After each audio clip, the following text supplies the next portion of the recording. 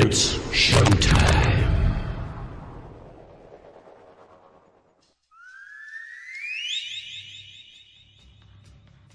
Okay! Tokyo! South America! Australia! France! Germany! UK! America! Here we go. Head On with Bob Kincaid. 3 hours of conversation, cussin' and a discussin' with America's only born and bred Southern liberal talk host. Head On with Bob Kincaid is brought to you each night by Coal River Mountain Watch. Coal River Mountain Watch invites you to become part of the solution, part of a sustainable future, part of the uprising against mountaintop removal. Coal River Mountain Watch, crmw.net. And now, from high in the hills of beautiful West Bicod, Virginia, here's Bob Kincaid on the Head On Radio Network. Well, howdy.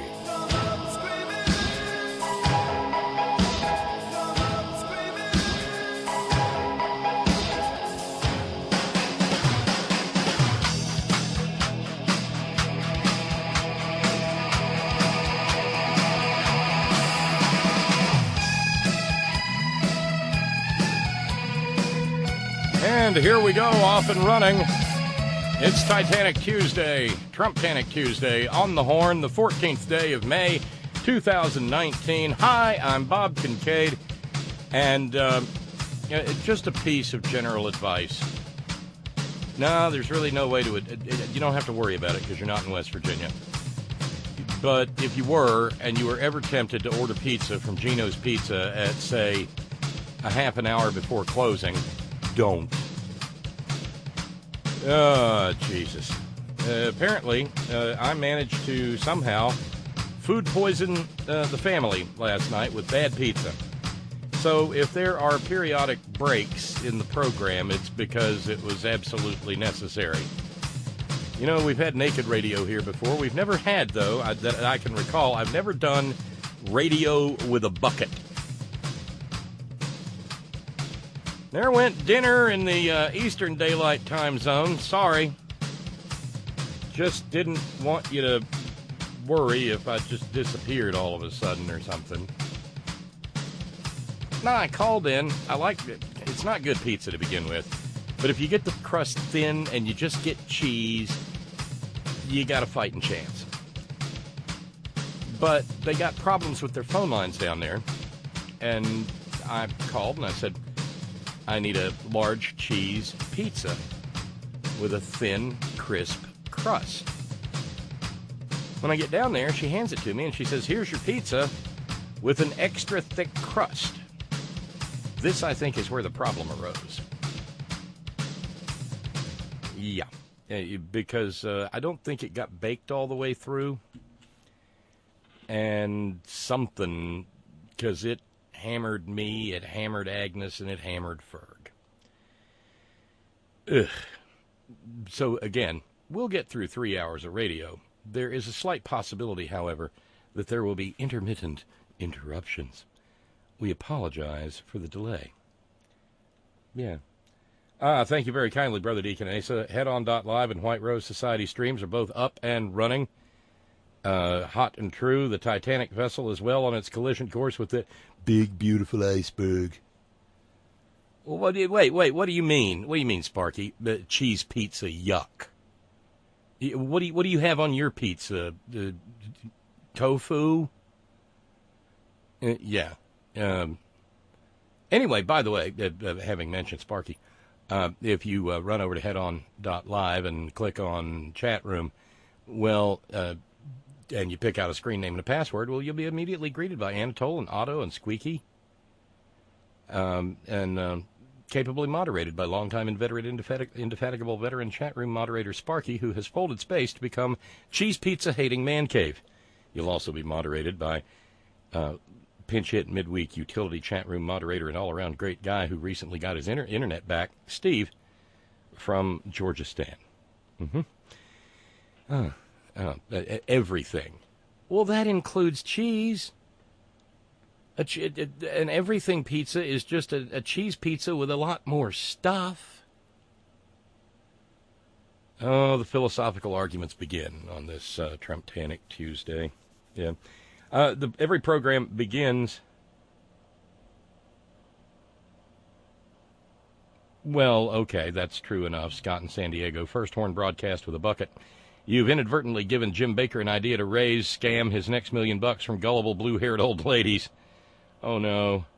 No. No, just ack.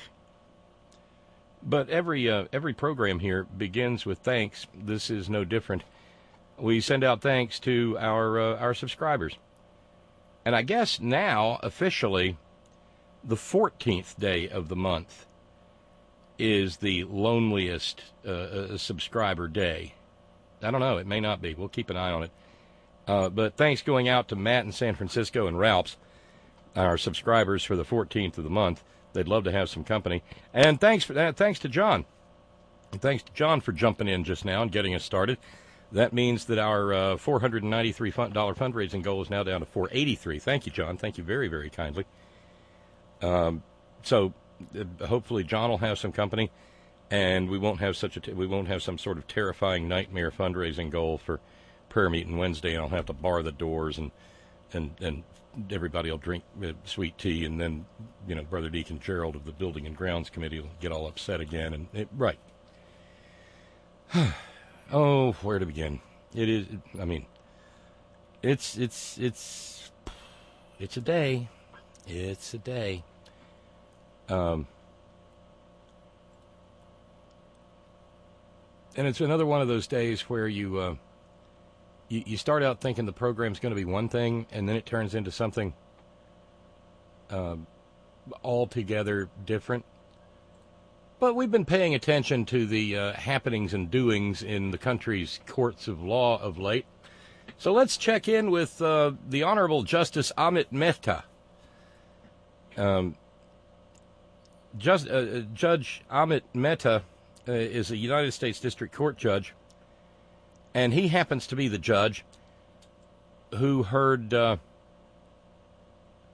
Trump versus Committee on Oversight and Reform arguments in that case. And it was a bad day. Bad day for the lawyers there. Lawyers for the various and sundry Trump scams and Trump himself and the little Trump gits and Trump spawn went into court to plead that the House Committee on Oversight and Reform has no business seeing his tax returns, which they had, of course, subpoenaed. This is So Judge Mehta proceeded to question both sides, and it was, in the words of one report, a disaster for Trump's efforts to resist congressional subpoenas. Lead counsel for the Trump criminal operation was a well-paid pettifogger by the name of William Consovoy. Really? Consovoy? Sounds like a soup, a thin, flavorless soup you get in the south of France. Anyway, Consovoy tried to put forward this idea that Congress does not have the right that Congress has.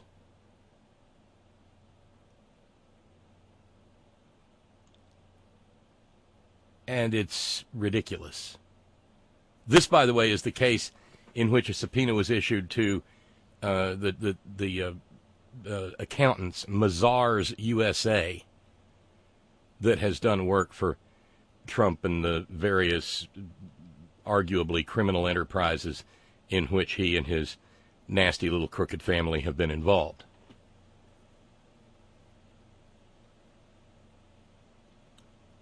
And the Mr. Consovoy Esquire has tried to create a new legal idea that Congress has to act in a legitimate legislative sphere. I mean, with anyone receiving the subpoena being able to define what constitutes legitimate and legislative.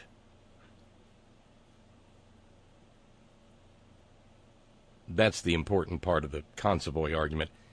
The person whose documents are sought gets to define what constitutes legitimate and legislative.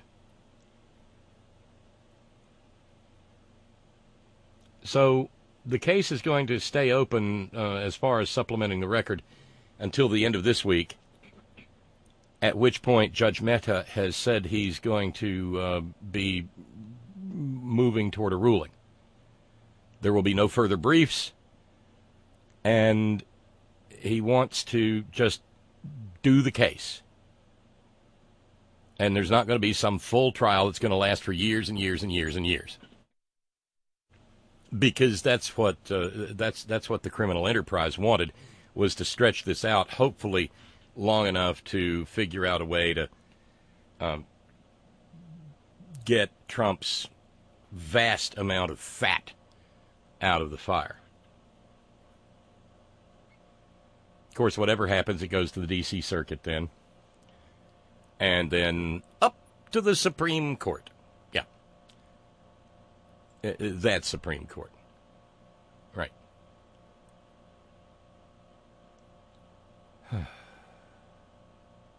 Of course, there's another thing at work here. And we probably need to hit that story to make this make sense. I'll probably get grief from Robert in Australia, but I noticed here that gasoline has gone up to $2.84 a gallon. It's higher elsewhere in the United States and much higher in the rest of the world. But $2.84 a gallon, and it's been climbing for as long as the saber rattling is going on.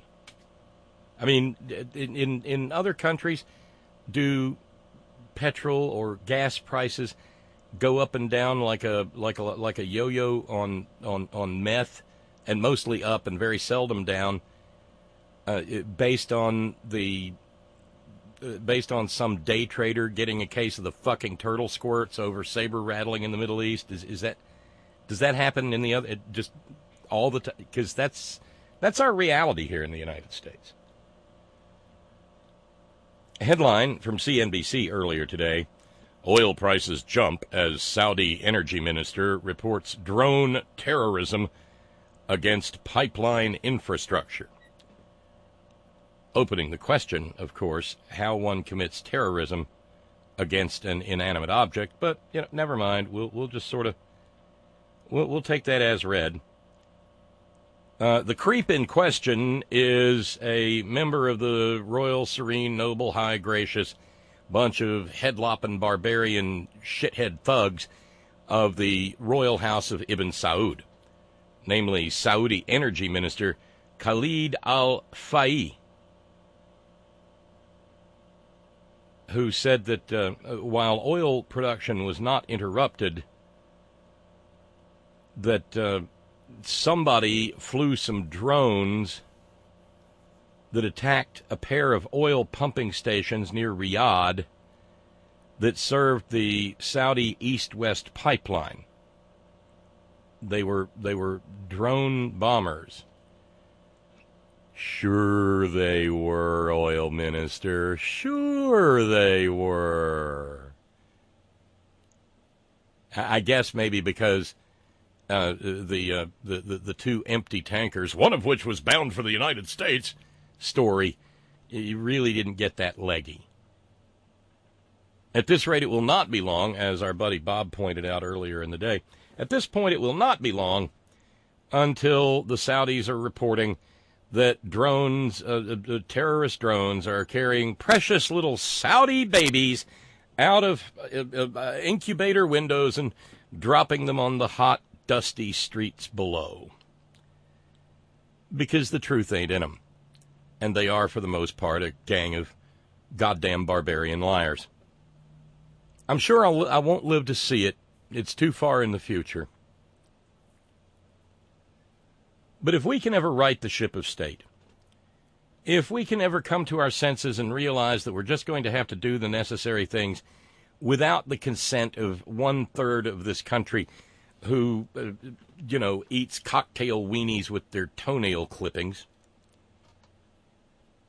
Wow, yeah, dinner in the Eastern time zone's really taking a licking today. Someday, and this is just a fantasy, maybe I should write it as a script or something and offer it to somebody in Hollywood. But someday, it would be nice to have a president who could look at those barbarian, bloodthirsty, misogynistic thugs in Saudi Arabia and say, hey, you can cut off every damn drop of oil that comes to the United States because we're absolutely filthy with wind and solar energy. Our cars are electric, and we don't need your shit anymore. So why don't y'all just fuck right off into the desert and go fuck a goat or something, you barbarian shitbirds. Because that would be cool. And then take George Washington's words in his farewell address to heart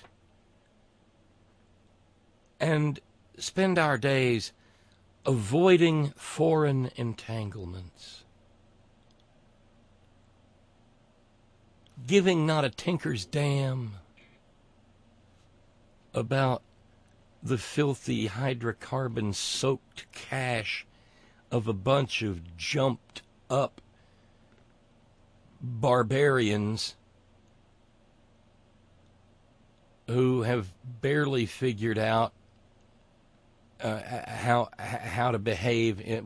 So they murder people. They murder people in other countries. They haven't figured out how to behave as members of a community of nations. They haven't figured that out.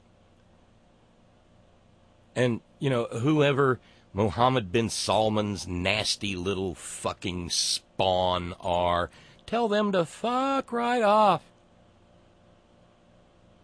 It is a sort of a dream of freedom. And how sad that we here have to dream of being free of that gang of hateful purveyors of planetary death. Yeah, the what's his name, Minister Flea. Wait, Flea? Flea. Minister Flea. That Flea, you see, Flea, is me. He, Flea. Trying to sound his stentorian best, he said, "This act of terrorism and sabotage, in addition to recent acts in the Arabian Gulf, do not only target the kingdom, but also the security of world oil supplies and the global economy. Where's Dick Cheney when I need him to spread some really thick goddamn lies all around the planet? Where's Colin Powell to point at some pictures when we need him? Oh, wait a minute, it's the Trump administration. We don't even need any of that. The maggots will believe anything. Good for us."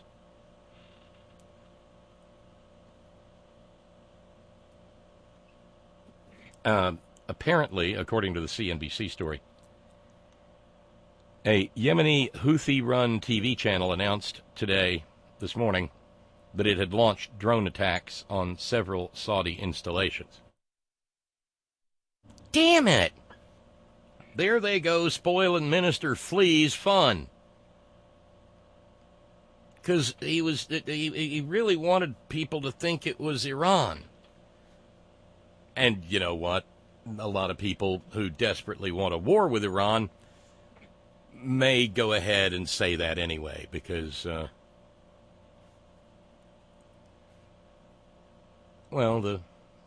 like I said, the truth ain't in them. Oh, well. Oh, but speaking of oil companies, this is fascinating. Did you know that ExxonMobil had a magic machine by which they could peer into the future? Yeah, really. Back all the way back to 1982, ExxonMobil predicted something that happened on May the 3rd, 2019.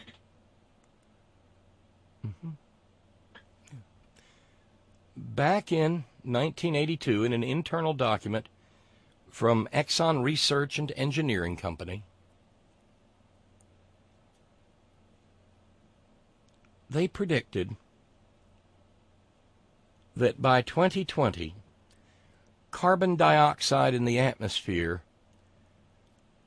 would be somewhere between 400 and 420 parts per million. They made this observation in something called their 21st Century Study High Growth Scenario. Because, you see, nobody on planet Earth has known better exactly what burning all these fossil fuels was going to do to the planet than the people who were producing the fossil fuels for all the burning. This is on a par with finding the documents that prove that the tobacco companies knew way back that smoking was toxic and carcinogenic. And no, ExxonMobil didn't have a magic window into time or anything like that.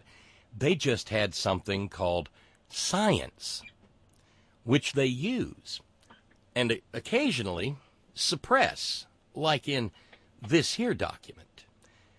If we had a functioning judiciary and we took the idea of punitive damages seriously, documents like this would be sufficient to warrant a punitive damages award in which, instead of writing the number 1 and just writing zeros until their wrists got all tired, a jury would just simply write on the verdict form every goddamn penny they fucking have.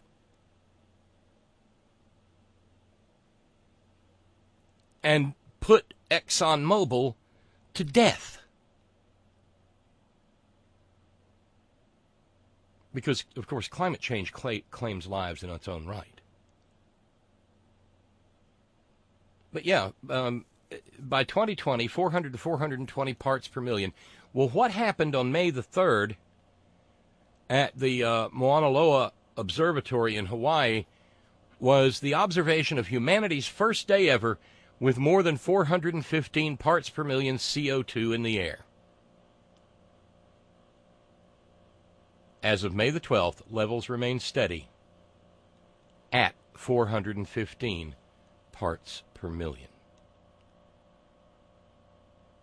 Now, this story is made especially infuriating when you consider the God only knows how many dollars that have poured out of, say, ExxonMobil into the American Petroleum Institute, whose sole purpose on planet Earth is to lie to the inhabitants of said planet and tell them that there is no such thing as global climate change of an anthropomorphic nature that is fueled by the combustion of hydrocarbons.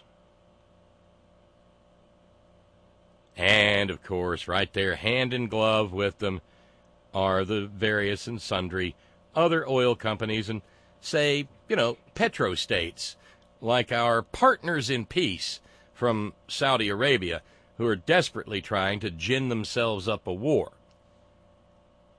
See, this bullshit that's being pushed out there by oil minister Flea has a couple of prongs.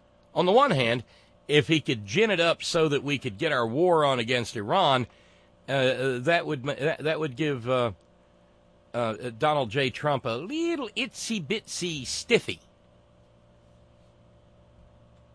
Right.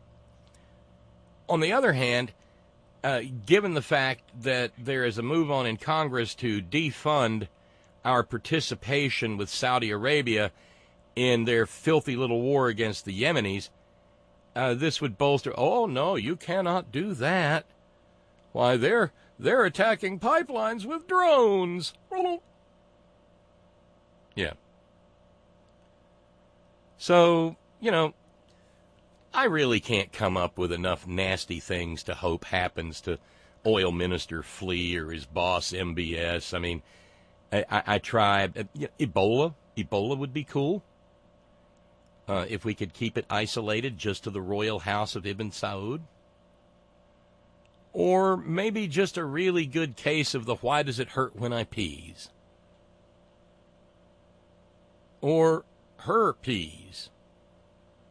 Or all of the above. Gonorrhoesyphilades.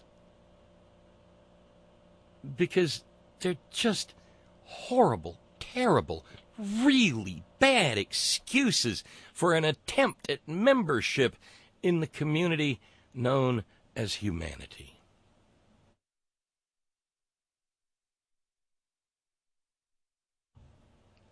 Fucking jumped up barbarians. On the other hand, there was a meeting in Perth, Australia. Perth managed to find its way into the conversation yesterday evening. Recently, at an annual general meeting,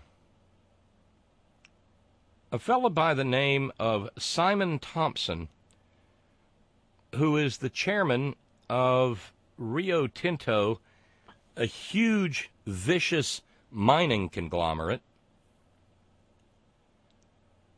Well, Simon Thompson said something no one would ever probably have expected him to say. I mean, Simon dresses well, and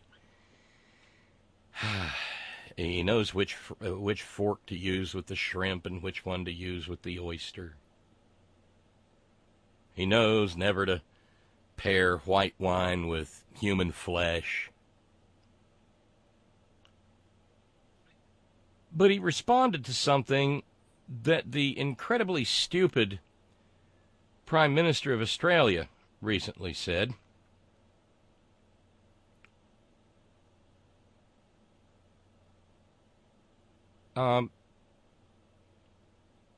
Not recently, but Tony Abbott, who was Prime Minister of Australia, back in 2014 said, coal is good for humanity. Coal is good for prosperity. Coal is an essential part of our economic future here in Australia and right around the world. Again, that was 2014.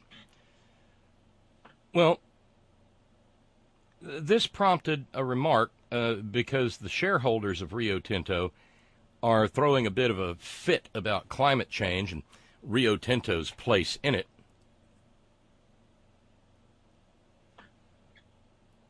And so, speaking at the annual general meeting, in response to some remarks by a fellow by the name of Julian Vincent, who's executive director of the environmental finance group Market Forces, who had criticized Rio Tinto relative to the combustion of coal, well, Simon Thompson did something surprising. He said, coal is not essential to human progress. Let's hear that again. Coal is not essential to human progress. In the case of coal, there are viable alternative sources of energy that do not produce greenhouse gases. So we would argue that coal is not essential to human progress. Exciting, huh? Well, he wasn't done. In the case of steel, there are no obvious substitutes in a whole range of applications. It is our judgment that steel is essential to human progress. If you take an advanced economy like Australia, there's probably about 10 to 12 tons of steel installed around us per capita in buildings, in bridges, in transportation, in machines of all kinds. If you take a developing nation like India, it's only 1 ton. So unless we're going to freeze the development of the world in its current state, it is inevitable that people are going to have to produce primary steel in order to develop. Which is good for Rio Tinto because they're mainly an iron ore mining firm. They don't care who or what they ruin or how many indigenous groups they run over or push to extinction as long as they get their iron ore. But he acknowledged that the steel problem isn't in the steel itself. It's in what you have to add to iron ore to turn it into steel. He continued and said, "It is the coking coal that is added in the blast furnaces that results in the greenhouse gas emissions during the production of steel. And there are alternatives, technically feasible alternatives, to using coking coal in the steel manufacturing process. Which is going to be bad news for the coal companies here in Appalachia, because while nobody really wants thermal coal anymore, a lot of the stuff that's being taken out of the mountains that are blasted and the people who are poisoned by mountaintop removal blasting operations, well, that's what's called metallurgical coal. And metallurgical coal is coked, that is, it is combusted in a near anaerobic environment so as to remove impurities so that you've got almost pure carbon when you chuck it into the blast furnace with the iron ore. But apparently, Mr. Simon knows something about the making of steel and says you can do it without using coked coal.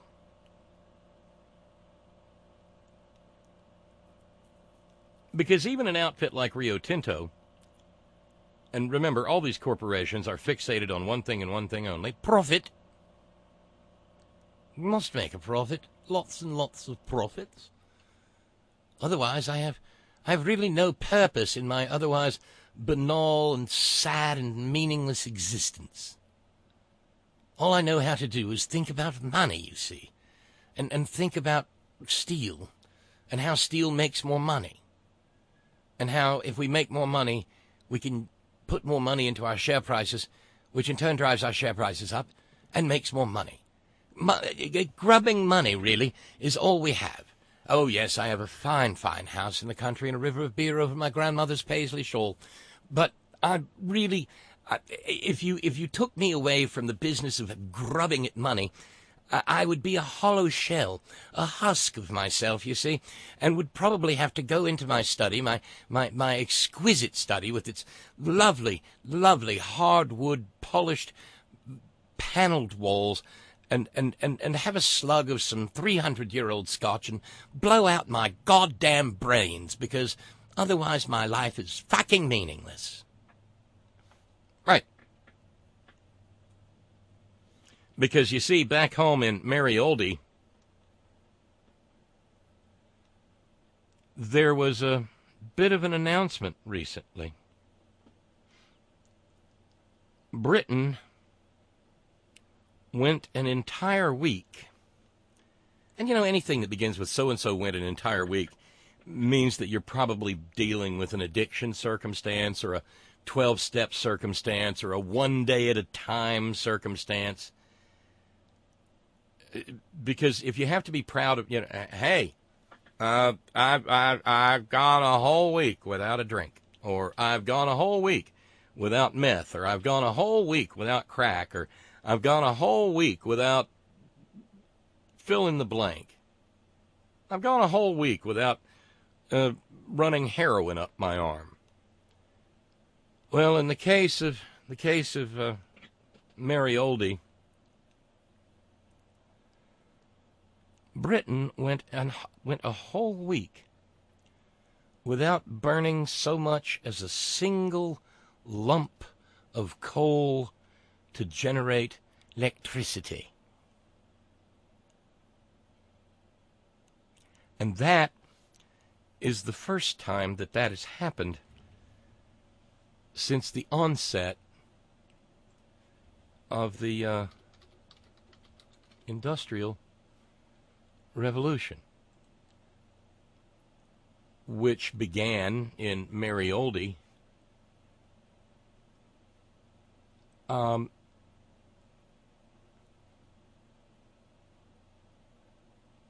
somewhere between 1760 and 1820 or 1840. So to be charitable, let's say 1840. Okay, shit, I got a cipher. So 1840, 1940 is 100 years, 160 years. That's 179 years.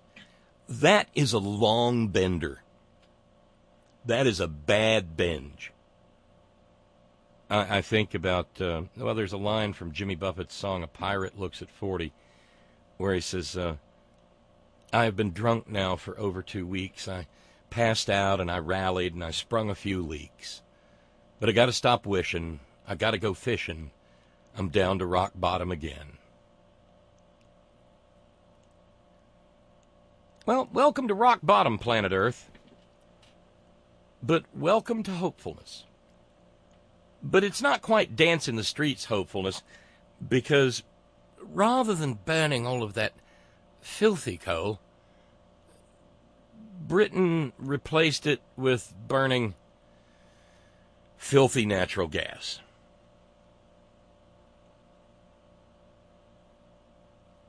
The largest contributor to electricity generation in Britain during that week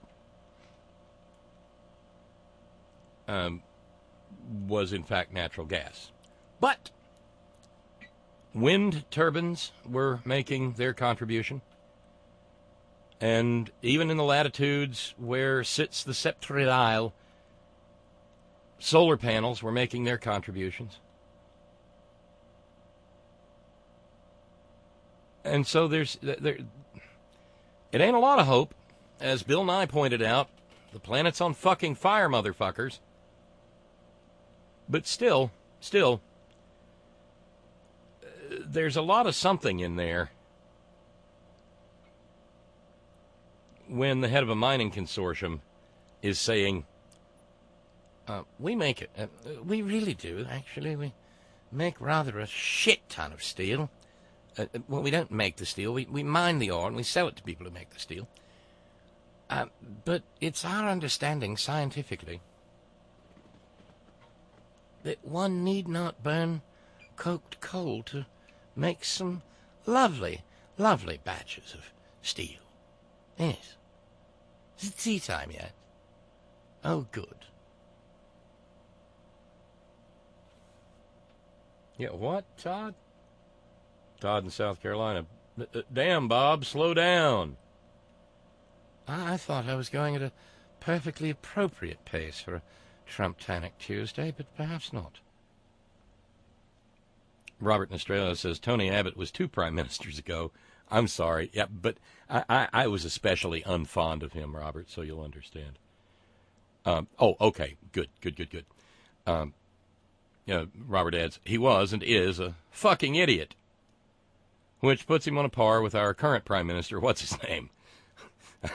I can see he's earned a place in your heart, Robert, who rolled into Parliament with a big lump of coal because it's Australia's future. Hopefully he'll be gone by Saturday midnight. By the way, the election TV and radio blackout starts tonight at midnight. No election news coverage allowed on TV and radio. Do you do that in the U.S.?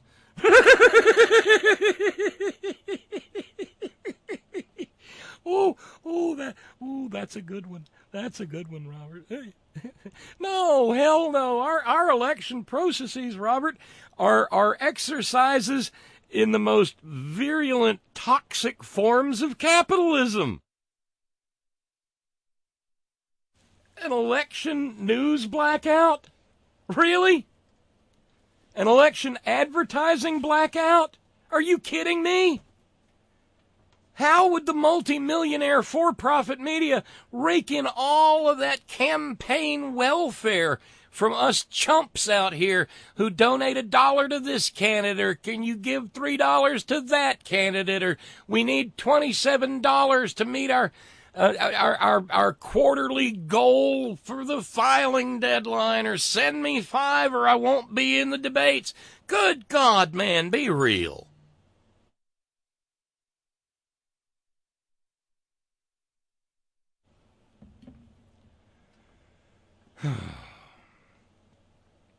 Still, going to Australia to say that, especially in light of what Robert described, a prime minister who did with a lump of coal what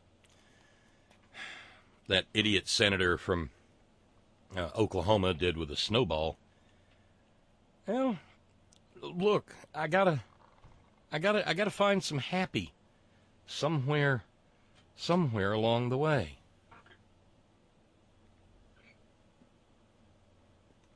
Yeah. What's that? Steve on the West Coast, formerly of China. Greasy Spoon Epitaph, the oily futurist. Here's a future, the carbon epoch. Oil well. Love the topic. Thanks, Steve. Thanks. Steve, a founding member of the fraternity of Steves.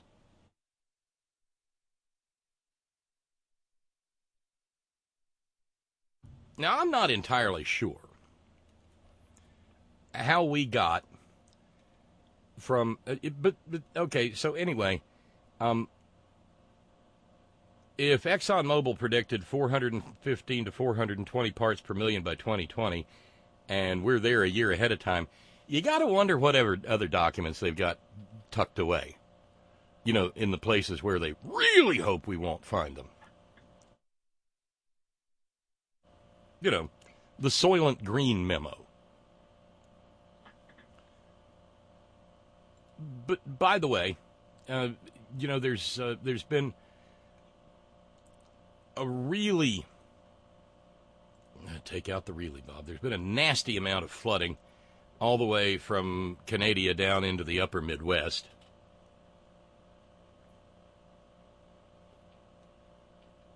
And it's apparently also found its way to Texas. Rain and flash flooding. One of the worst places, apparently, to ever build a megalopolis was the area we know as Houston, Texas. And so a whole bunch of Houston and other Texas cities in that general geographical area have been underwater this week. And it was, I guess, appropriate that amount, that came as the United States closed the books on the single wettest 12 months in the entire history of the nation. That single wettest 12 months of the history of the entire history of the nation, having seen a whole bunch of the Midwest go underwater.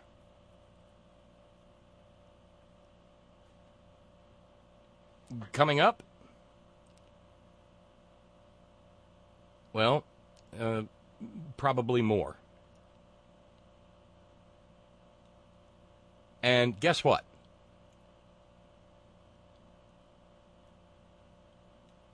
While on the one hand, the National Oceanic and Atmospheric Administration has said that we're at the lowest level for drought in North America in decades, it's basically because it's hard to claim that something has a drought on it when it's underwater. You know what else doesn't have drought? The entire Atlantic Ocean, the Gulf of Mexico, the Pacific Ocean, the Indian Ocean, the Arctic Ocean. No drought. And guess what? Scientists who are focused on climate change say that this broader trend is directly as a result of, well, global warming. Yeah. Not that you'd know that if you were any kind of a maggot or Republican or anything like that.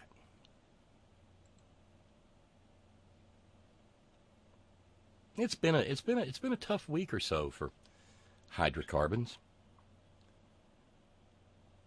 Cloud Peak Energy, headquartered in Wyoming,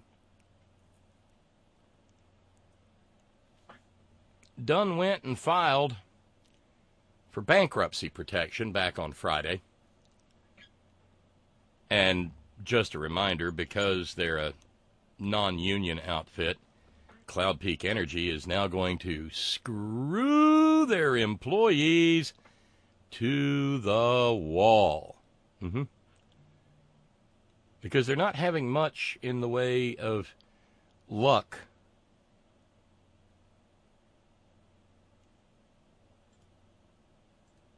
in expanding their export market. Trying to put as brave a face on it as possible, Cloud Peak President and CEO Colin Marshall said, while we undertake this process, Cloud Peak Energy remains a reliable source of high-quality coal for customers. They've got a couple of mines. They're huge. Huge. They got 2 mines in the Powder River Basin of Wyoming and 1 in Montana.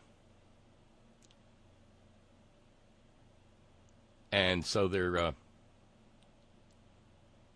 to screw their workers, pay some retention bonuses to their executives, and keep on trying to do business.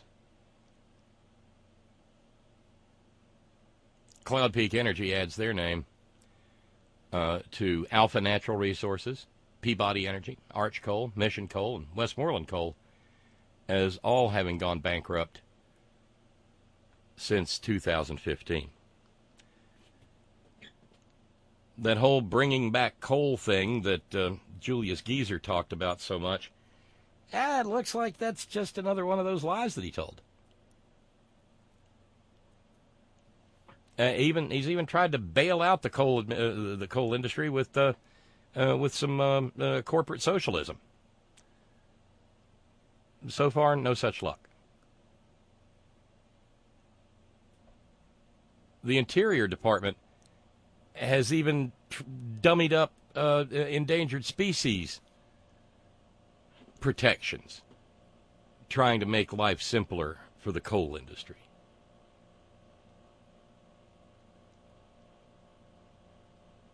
Not a good time to be working. And see, this is the funny thing. All those years that all of those dumb, goddamn coal miners spent hollering about the Obama war on coal. Obama's nowhere to be found. There was more coal mined under Obama's first term than in either of George W. Bush's previous 2. But Barack Obama's not around anymore. No, they've got the president they dreamed of. A real friend of coal who's nice and what's the word? White. And they're still getting fucked. Oh, too bad, assholes. Maybe if you'd have paid attention, you'd have had a fighting chance. But you didn't, so, oops. These things happen, yeah.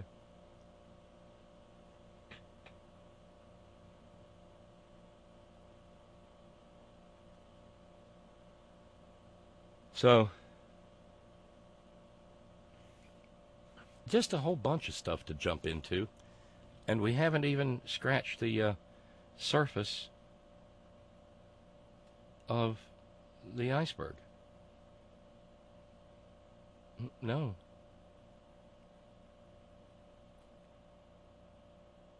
Oh, and this from Bloomberg, and I'd be curious with the California contingent of our Horn Family Community Congregation as to whether you're hearing about this, what kind of plans you're making, how are you dealing with it, do you think it's real?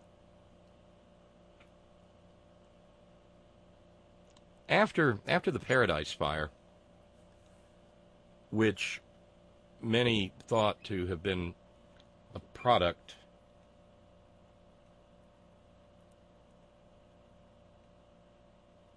of winds snapping power lines and power lines starting fires. Well, Pacific Gas and Electric has announced plans to reduce power, cut power, on windy days to keep from setting the state on fire again. PG&E, by the way, is also a bankrupt. They're the ones who said that a transmission line that snapped in windy weather started the Camp Fire. I'm sorry, not the Paradise Fire, the Camp Fire.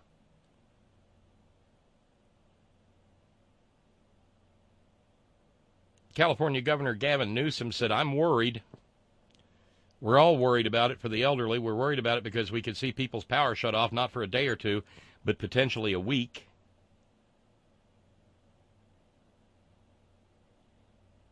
And so with wildfire season starting around June and running through December, and with climate change probably meaning that it will eventually, in the not-too-distant future,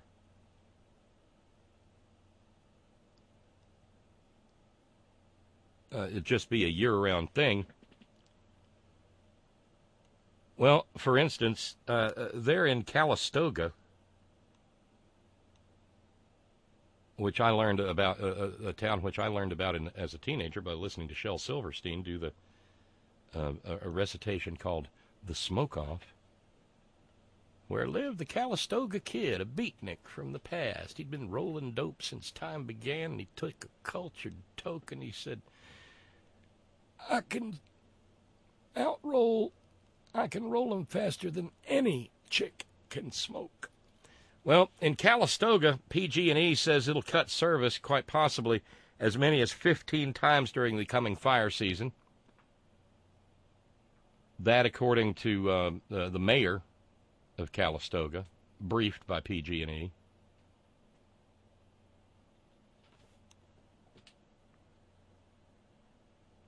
And PG&E says they're going to set up what are called resiliency centers. That's not a little bit Orwellian. They'll bring in backup generators to run essential services for people whose lives will be put at risk by these outages.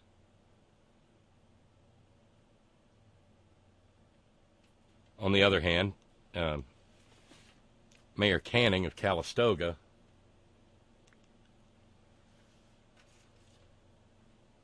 said they're trying to figure out a way to put in microgrids of solar panels and batteries that would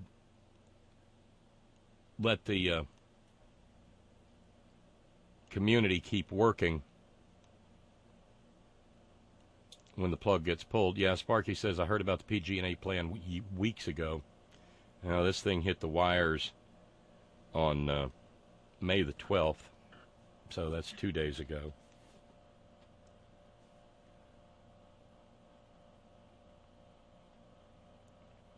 I guess some people will get some of those Tesla batteries or the other batteries that are available, but they're not good for a week.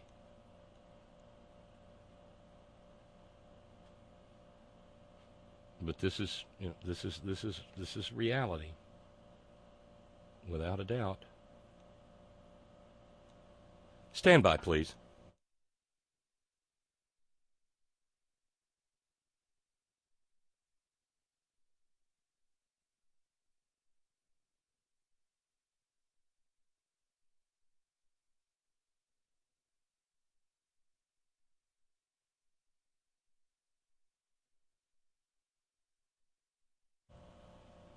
Welcome to the future.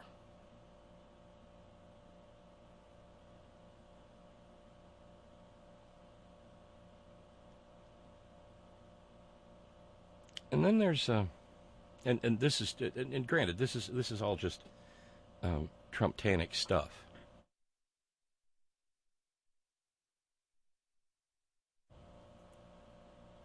And it covers a broad range of topics.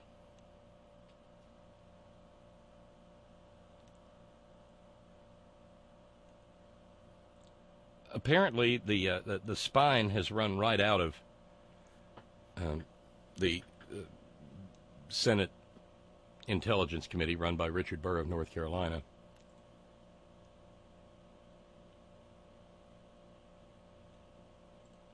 They have apparently, according to published reports, struck a deal with Don Jr. A deal. Not exactly clear why it is that the Senate Intelligence Committee needed to strike a deal with Don Jr. They served him with a subpoena, and he flaunted it and let the chips fall where they may. But no, tremendous amounts of pressure have been applied, and this is kind of weird to say. Tremendous amounts of pressure have been applied to not only Richard Burr of North Carolina, but to chinless Mitch McConnell, the Senate Majority Leader, who had given his blessing to Burr's subpoena of too stupid to be indicted.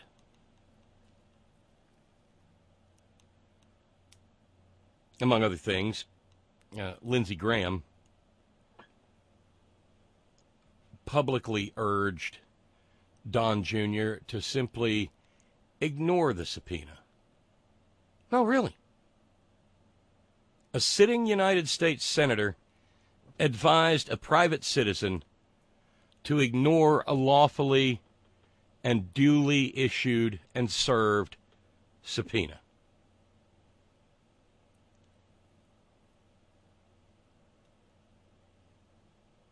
So now, and I'm sure the Democrats on the Senate Intelligence Committee were left out in the cold on this, now the deal that has been struck will say that Don Jr. only has to show up for about 2 to 4 hours in the middle of June if he feels like it. No word yet on whether he will be comforted by Lindsey Graham holding his penis in his mouth while he testifies.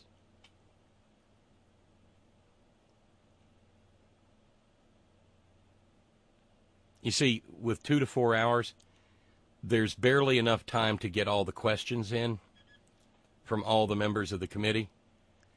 And as long as he stonewalls and shrieks and screams and howls and says, "Brooga, brooga," then no meaningful information will come forward. Because the reason for all of this is because we now know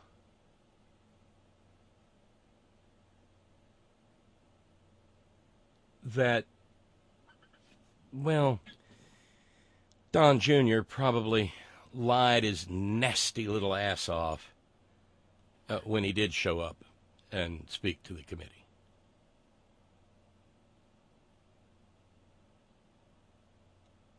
And that's not the only person the heat's on for. Oh, no.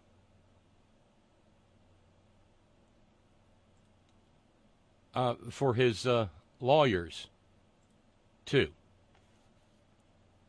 The New York Times reporting that based on the things that Michael Cohen testified to, there are reasons to believe that Trump lawyers were actively engaged in crafting the lies that were told about the Trump Tower Moscow project.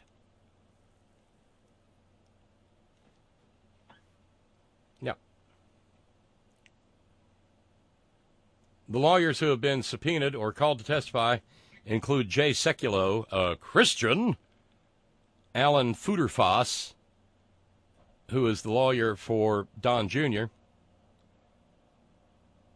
the number one wartime consigliere for the Trump Organization, Alan Garton, and Abby Lowell, who is the lawyer for Precious Ivanka. For some reason or another, nobody wanted to talk to Rudy Giuliani because everybody knows he's a liar. Yeah.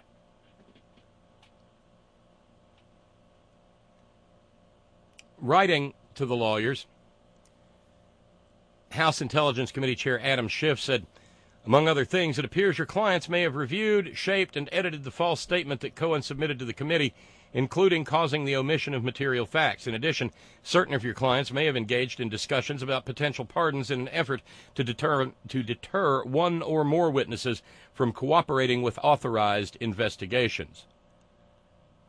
Lawyers for the lawyers responded with a resounding harumph.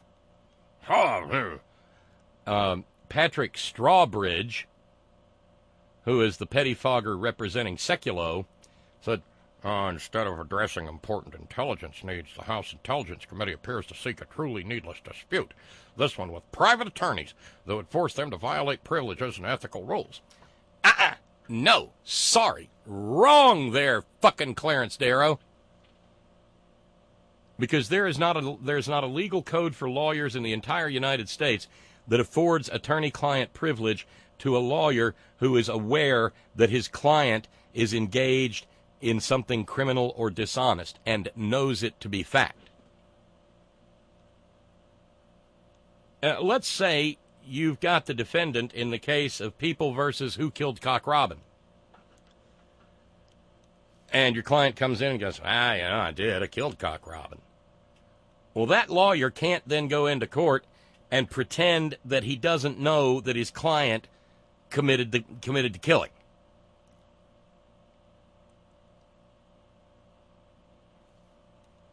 And that's the case here. These lawyers are saying, attorney-client privileges prevent us from prevent our clients. No, they don't. Not if they were actively engaged in an illegal act, and they knew, and their counsel knows that they were.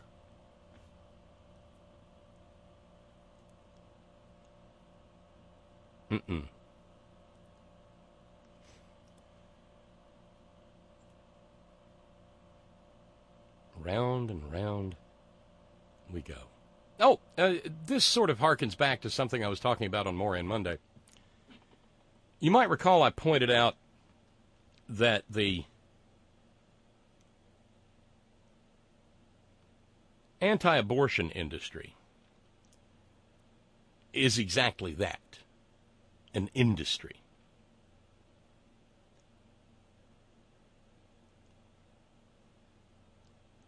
And it's got a lot of money.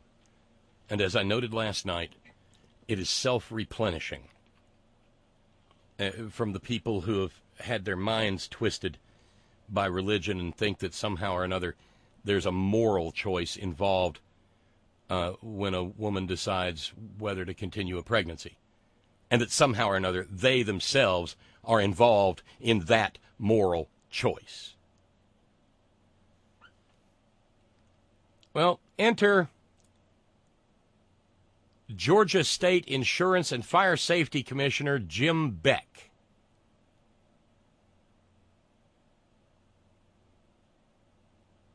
He's been indicted by a grand jury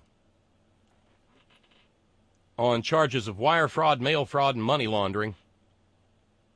That's just the beginning. And some of it has to do with the fact that he was allegedly involved with the Christian Coalition of Georgia in one of their schemes, whatever. He made millions of dollars out of the scam and funneled that into his race to be Insurance and Fire Safety Commissioner.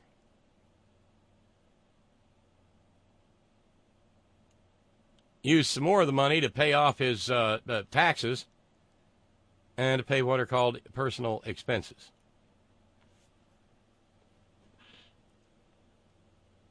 The indictment says that Jim Beck ran money from the Georgia Underwriting Association through a separate shell company to the Georgia Christian Coalition. Funny, last I checked, Christians weren't supposed to be involved in such sleazy, skeevy, dodgy, filthy business as money grubbing. Almost enough to make you wonder if they're really Christians. Nah, there's no wondering involved. They're not.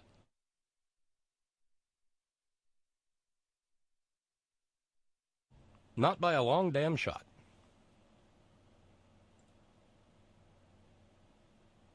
Yeah. And by the way, someone's running for president.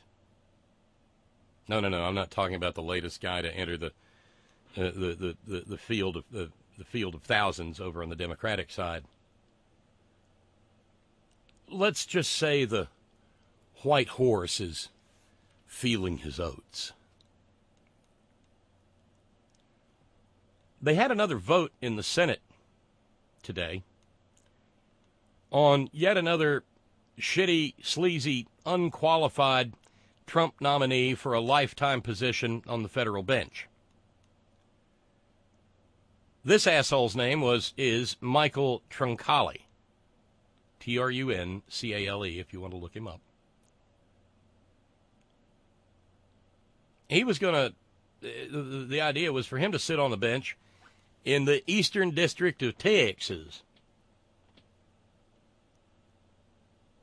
It was back in 2011, long about the same time that Donald J. Trump was ginning up his latest dodge, the birther conspiracy, alleging that one in our White House wasn't really an American.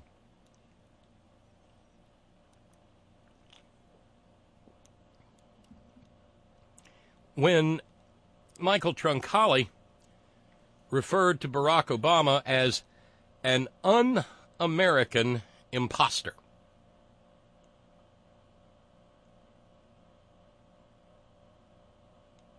Kind of hard to imagine anybody, before this country went completely to shit. That would have been enough to keep a guy from even being considered to be a federal judge. But not in Trump Merca. In fact, that's a job recommendation. It meant that he was on the same page as the boss. Well, it'll come as no surprise that Michael Truncale was confirmed today by a vote of 49 to 46. Let's see, that means there were 5 senators not voting. Must have meant they were not present. 49 to 46.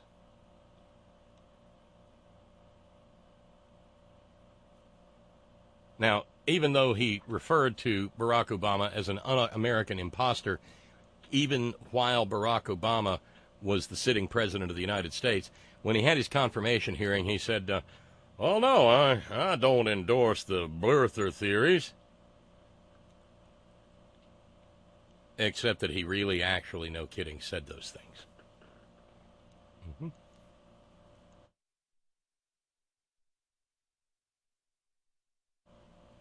Enter Bishop Willard Romney.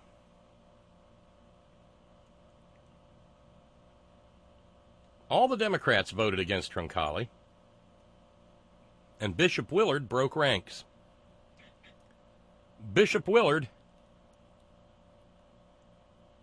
voted no on Truncale's nomination, confirmation. He knew it wouldn't make any difference. He was going to be confirmed anyway.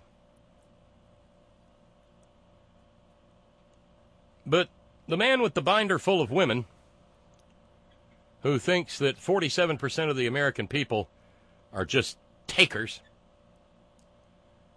said, speaking to Politico, he made particularly disparaging comments about President Obama, and as the Republican nominee for president, you remember, I was the Republican nominee for president once. I just couldn't subscribe to that in a federal judge. This was not a matter of qualifications or politics.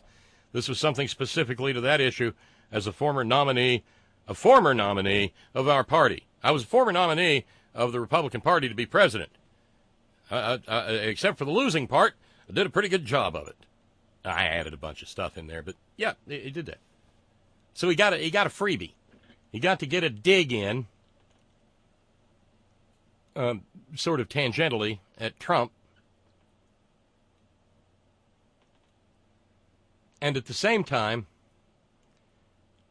he pays no price for it, and his vote had no impact on the outcome.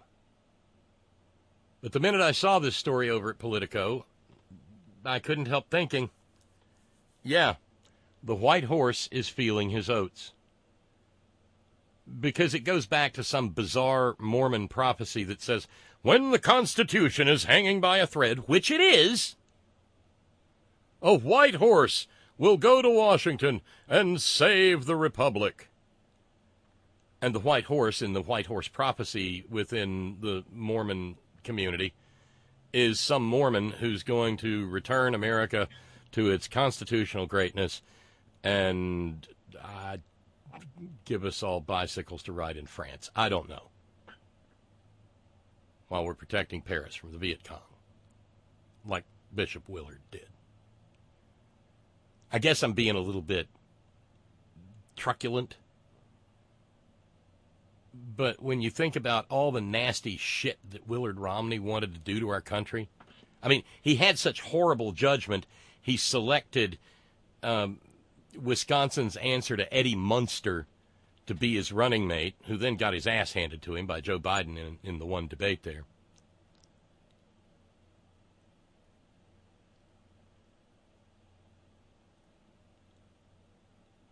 He's positioning himself as a real and true good, upstanding American who doesn't agree with Donald Trump and what he's done to the civility of our country. You remember the civility of our country back when Republicans fucked us without calling us names? Yes, those great days of civility when, well, they did the same shit Trump is doing now and wants to do, but they did it without flinging boogers at the same time and wearing stupid red hats that mean the same thing that a burning cross does. Yeah, that Republican Party.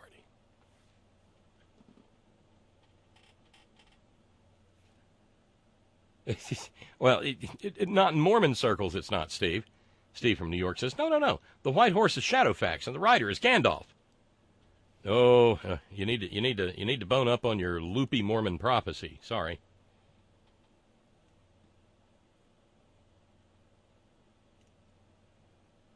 Subject line fizzle. Steve on the West Coast says, here's a California comment. I think you mean the rolling thunder economy of the late 80s into and beyond the Clinton era, when we had a super surplus flush of extra and no deficit cluttering up the place, while all that good infrastructure never got on the board or built, but did get talked about forever. You know, the castle ruin infrastructure we're watching crack and melt and explode and sputter and kindle fires right now. People would say to me, oh, everything's great. Just look at the tech sector and all that magic Apple stuff going on up the Bay Area. So being magical and not fiscal, it all got hoarded away in wine and wine tasting and mousy cheese nibbling and more magical thinking or shitty real estate deals, only to fall flat dead with its tongue hanging out. A lot of us just wanted a decent job to build a road or to fix a bridge or to spend a paycheck. Yeah, the good old days. Steve in New York, regarding Lindsey Graham, says, I'm now firmly convinced Trump has pictures of Lindsey with a man in his mouth. By the way, this latest shows that the whole subpoena business was nothing more than a ruse. The GOP can say they subpoenaed him, Trump can complain about the subpoena, and everyone can cite 30 hours otherwise, and see how nice son of the orange orangutan was to voluntarily submit to 4 more hours. Yeah, I mean, I said this was all a dodge when it started.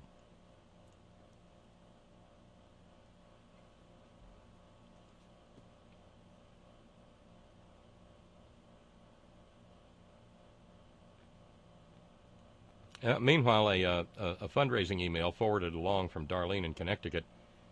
I'm suing President Trump. Please read. Darlene says, I'm assuming this has to do with the emoluments clause. I wanted to reach out to share the news of a tremendous victory in our ongoing lawsuit against President Trump. A U.S. District Court supported a common-sense reading of the Constitution and ruled that our lawsuit against President Trump can move forward.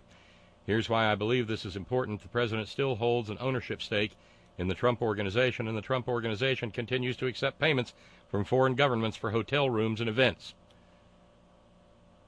No one is above the law. It's long past time to hold President Trump responsible for his unlawful business dealings, and we just took one huge step toward accountability. And then the necessary please donate $5 or more language.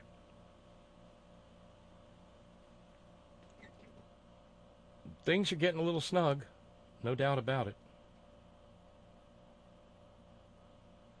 What's that, Brother Deacon Asa? Say what you will about Bishop Trees or the right height Romney. At least he didn't pick Tim Milquetoast Kane as his running mate. Well, there is that. The wrong-footedness. The wrong-footedness.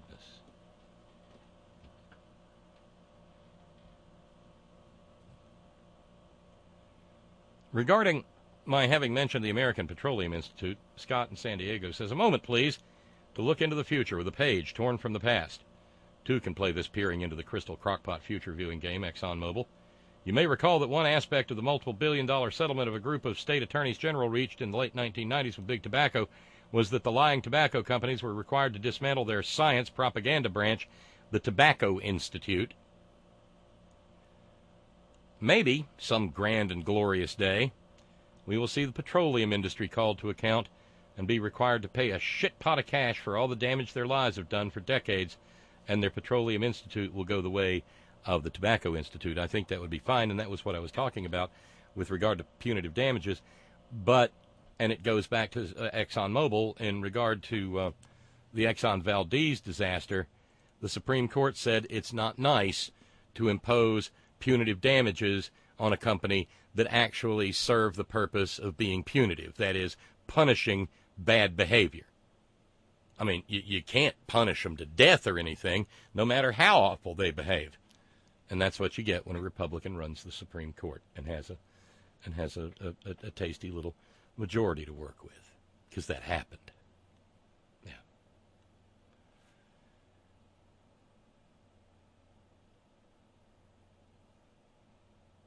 Yeah. By the way, a note coming in from Ron in Raleigh. Every damn day, another installment. Saw a video clip today with Dennis Prager and Candace Owens. I sat there listening while Prager and Owens explained that black people were the most racist people in America. Ms. Owens said that her fiancé was white. Prager asked if the people that viewed that negatively were black, and Candace said yes, they were, to which Prager said that white people didn't care if white people and black people married. After you just related the story of the Georgia City councilman that went off on an anti-miscegenation tirade. I'm from Virginia, says Ron. I was in my mid-teens when Loving versus Virginia decision struck down anti-miscegenation laws nationwide. Does Dennis Prager believe these laws were put in place by black people? I related that story to say that there is a subset of young black conservatives that believe some of the most outrageous conservative bullshit imaginable. And that's a great word for it. I've linked to an article where several young black conservatives express their delusional beliefs. My fear is if these young black conservatives grow as a group and they form a coalition with the rest of the Republican Party, we're going to be deep electoral shit. Delusion, denial, or a grift, I don't know either way. Either way, it is bad juju. You can find it at nymag.com. Black conservatives delusional. We are getting near to the halfway point of the program. We started the program with a $493 fundraising goal. John kindly reduced that to $483.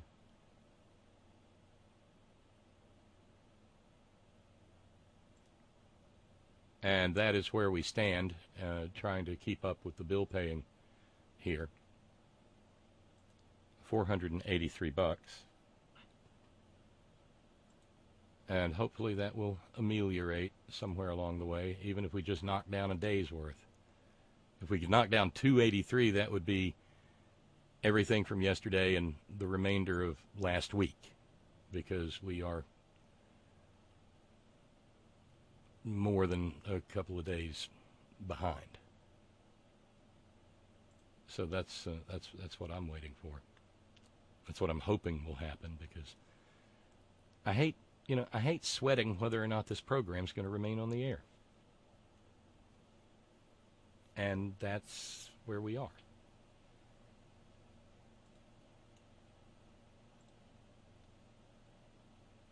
So I tell you what, stress line's open. We've already got a caller on the Skype line. If you want to dial in, 844-843-4676. I got another story that begs to be told. It comes out of the hell of Middle Tennessee, and it's all kinds of disgusting. And I want to make sure that we get to that this evening. So don't let me not. Okay? Don't let me get caught up and forget that. But at any rate, let's it being a Trumptanic Tuesday, that means we've got the Green News Report. So let's check in with Brad and Desi. It's Tuesday, May 14, 2019. There will be some sacrifice on the part of Americans, I grant you that. Trump's escalating trade war hits U.S. natural gas industry. The Arctic is at the forefront of opportunity and abundance. Administration ices Arctic Council declaration over climate change wording. Houston on high alert, facing a flooding deja vu from a storm system stretching down the entire Gulf Coast. Houston floods again as the U.S. just saw its wettest year on record. Plus, I am declaring that there is a climate emergency and Scotland will live up to our responsibility to tackle it. UK and Scotland ratchet up climate action. Fakest accent I've ever heard. All of those stories and more straight ahead. From BradBlog.com, I'm Brad Friedman. And I'm Desi Doyen. Stand by for 6 minutes of independent green news, politics, analysis, and snarky comment. The Green New Deal. If you knew nothing else about the Green New Deal, you now know that everyone's talking about it and it was booed at a Trump rally. Therefore, it is A, famous, and B, probably good. And it is also a fake accent, by the way. This is your Green News Report.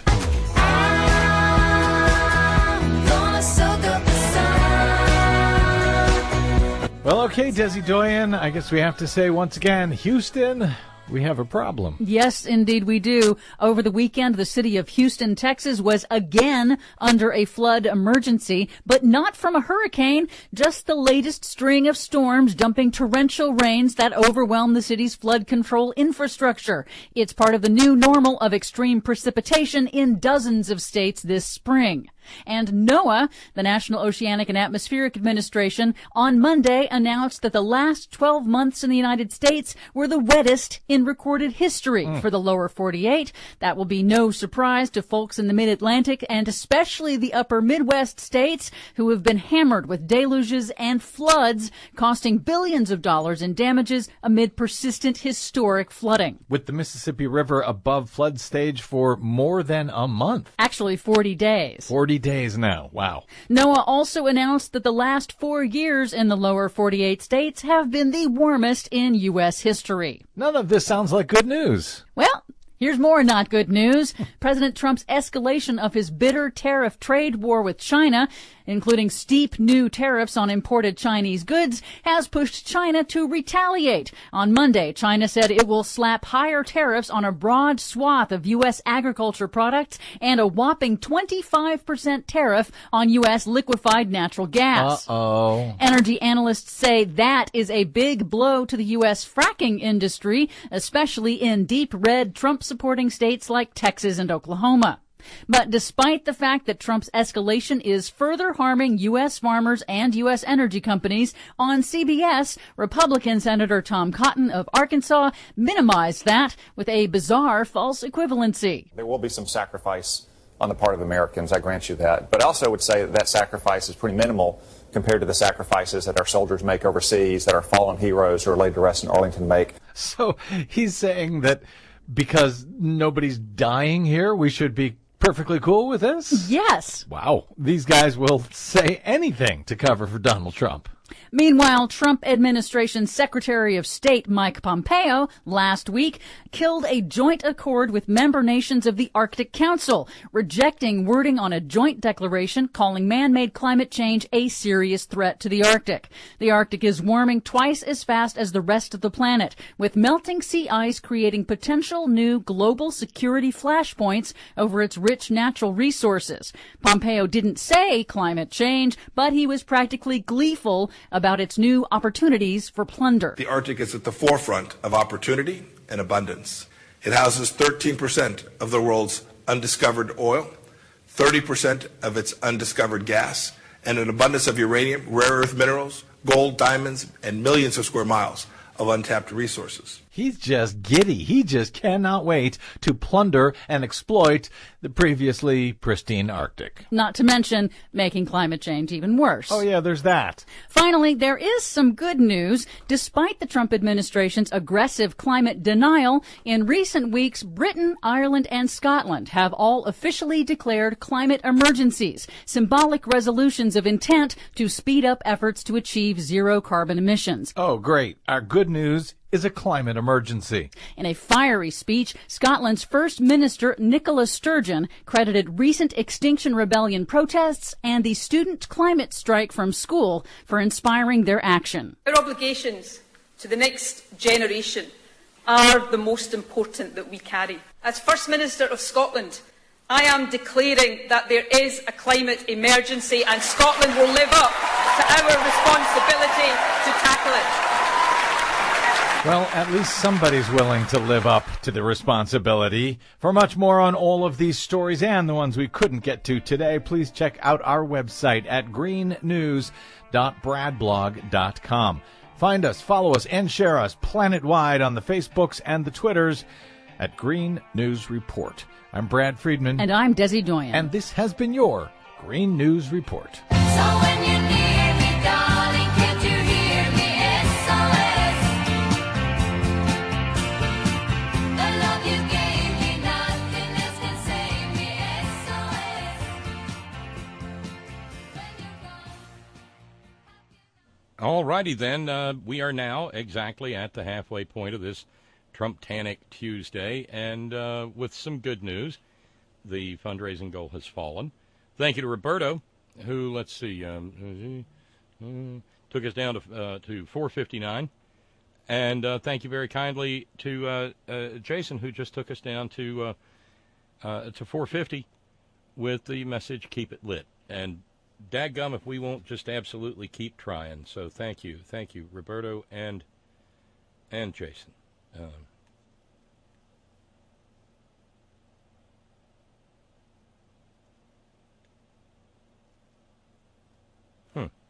I must have been running that a little too hot. Brother Deacon Asa tells me it was clipping to beat the band. Well, maybe I need to pull it back a little bit. All kinds of craziness going on with this thing. So, there you go.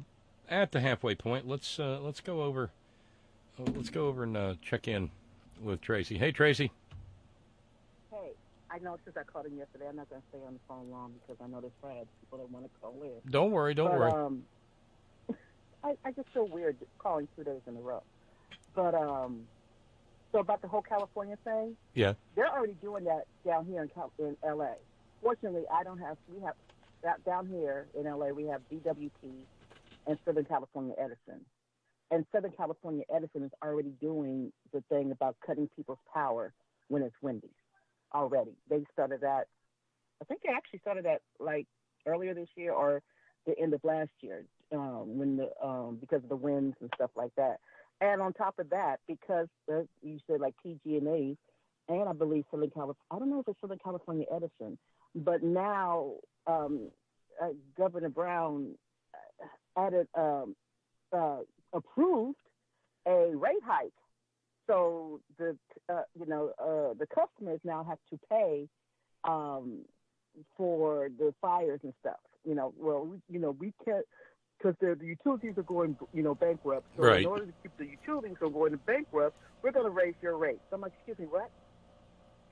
So I'm just curious, not to get all personal or anything, and of course it all depends on usage and so forth. But being as how you don't get some badass winter, but you do get some badass hot weather in the summertime, what does an average power bill at Shea Tracy look like? Okay, I have a 3-bedroom, 2-bathroom house with a living room, dining room, and a den, and kitchen and all that. So I think our house is maybe 2,000 square feet. I think something like that. In the summer, because we have forced air and heating, so we have central air and heat. That's what it is. Our light bill runs from from like June to October, because our bill comes every 2 months. About $800 a month. Basically about anywhere between $300 and $500 a month, depending on just how often we run the air conditioner. Wow.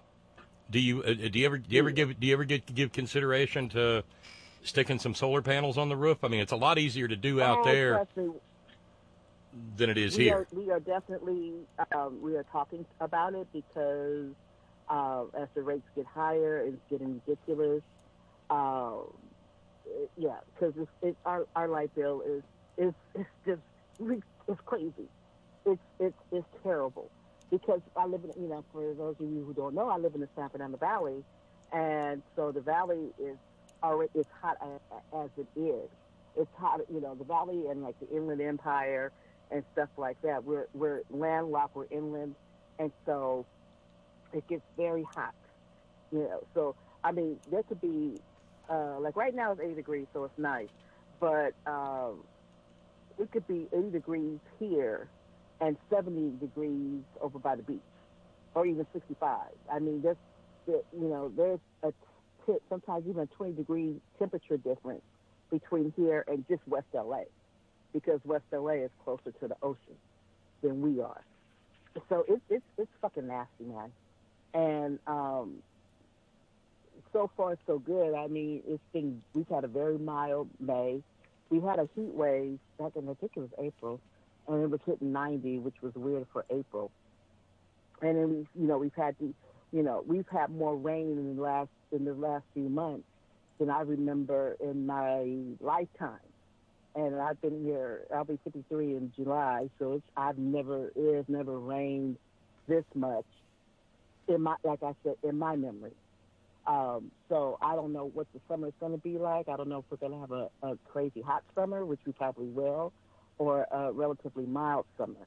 God only knows. But if it was anything like it was last summer, because last summer there was one day, I actually took a picture of the thermometer in my car. When I got in my car, it was 120 degrees. Whoa. Yeah. So it's. I'm like, am I in Death fucking Valley? What the hell, man? So it's bad. And yeah, about 3. So depending on because when I lived in my apartment, my light bill, because we didn't have central air and heat. We just had the boxes. So my energy bill, my light bill was only about $100 a month thereabout, and my gas bill is negligible. Did I say that right? Because fortunately, I have a gas stove, and so my gas bill isn't ridiculous because we had the heater, the heater. How about your water heater? Is that gas or electric? Gas.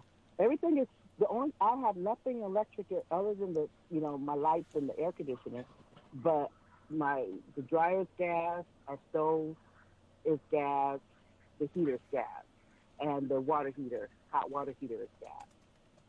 But and also our water bill is because in our front yard we have California-friendly landscaping, so our front yard is, we don't have any grass in the front yard. We have plants and stuff that's pretty much indigenous to California, the drought-resistant plants and stuff like that.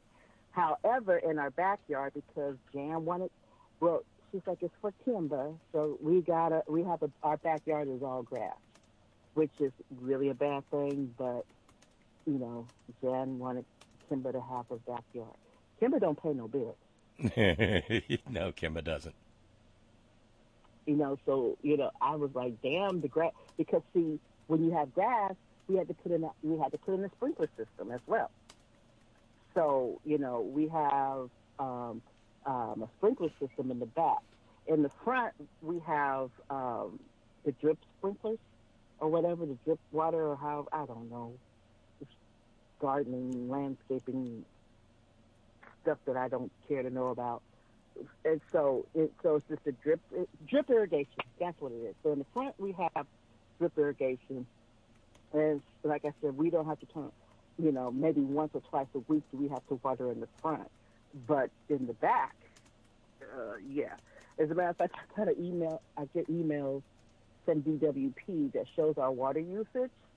And in comparison, and I feel terrible, but in comparison to like the rest of the area, our water usage is definitely above average. And like I said, it's mostly because of our backyard. We have actual grass in the backyard, which again, not my idea, but but it's the right thing. But seriously, there are companies that literally. I mean, I've heard Sparky telling the stories of the people who go door to door, trying to get people to lease solar panels. Would that knock your billing down? It would, but the thing is, you'd have the bill from the lease, because you don't own the, so you're paying for the lease. You're swapping one devil for another. Right, unless you outright own it. And but I was talking to Fran, I'm like, we really need to really seriously think about getting solar panels. Well, yeah, I mean, if you could buy them outright, and they're cheaper out there than they are out here, and then tie them into one of those Tesla wall batteries. Right, exactly, because they sell those. And that way, if they're bought, they're bought.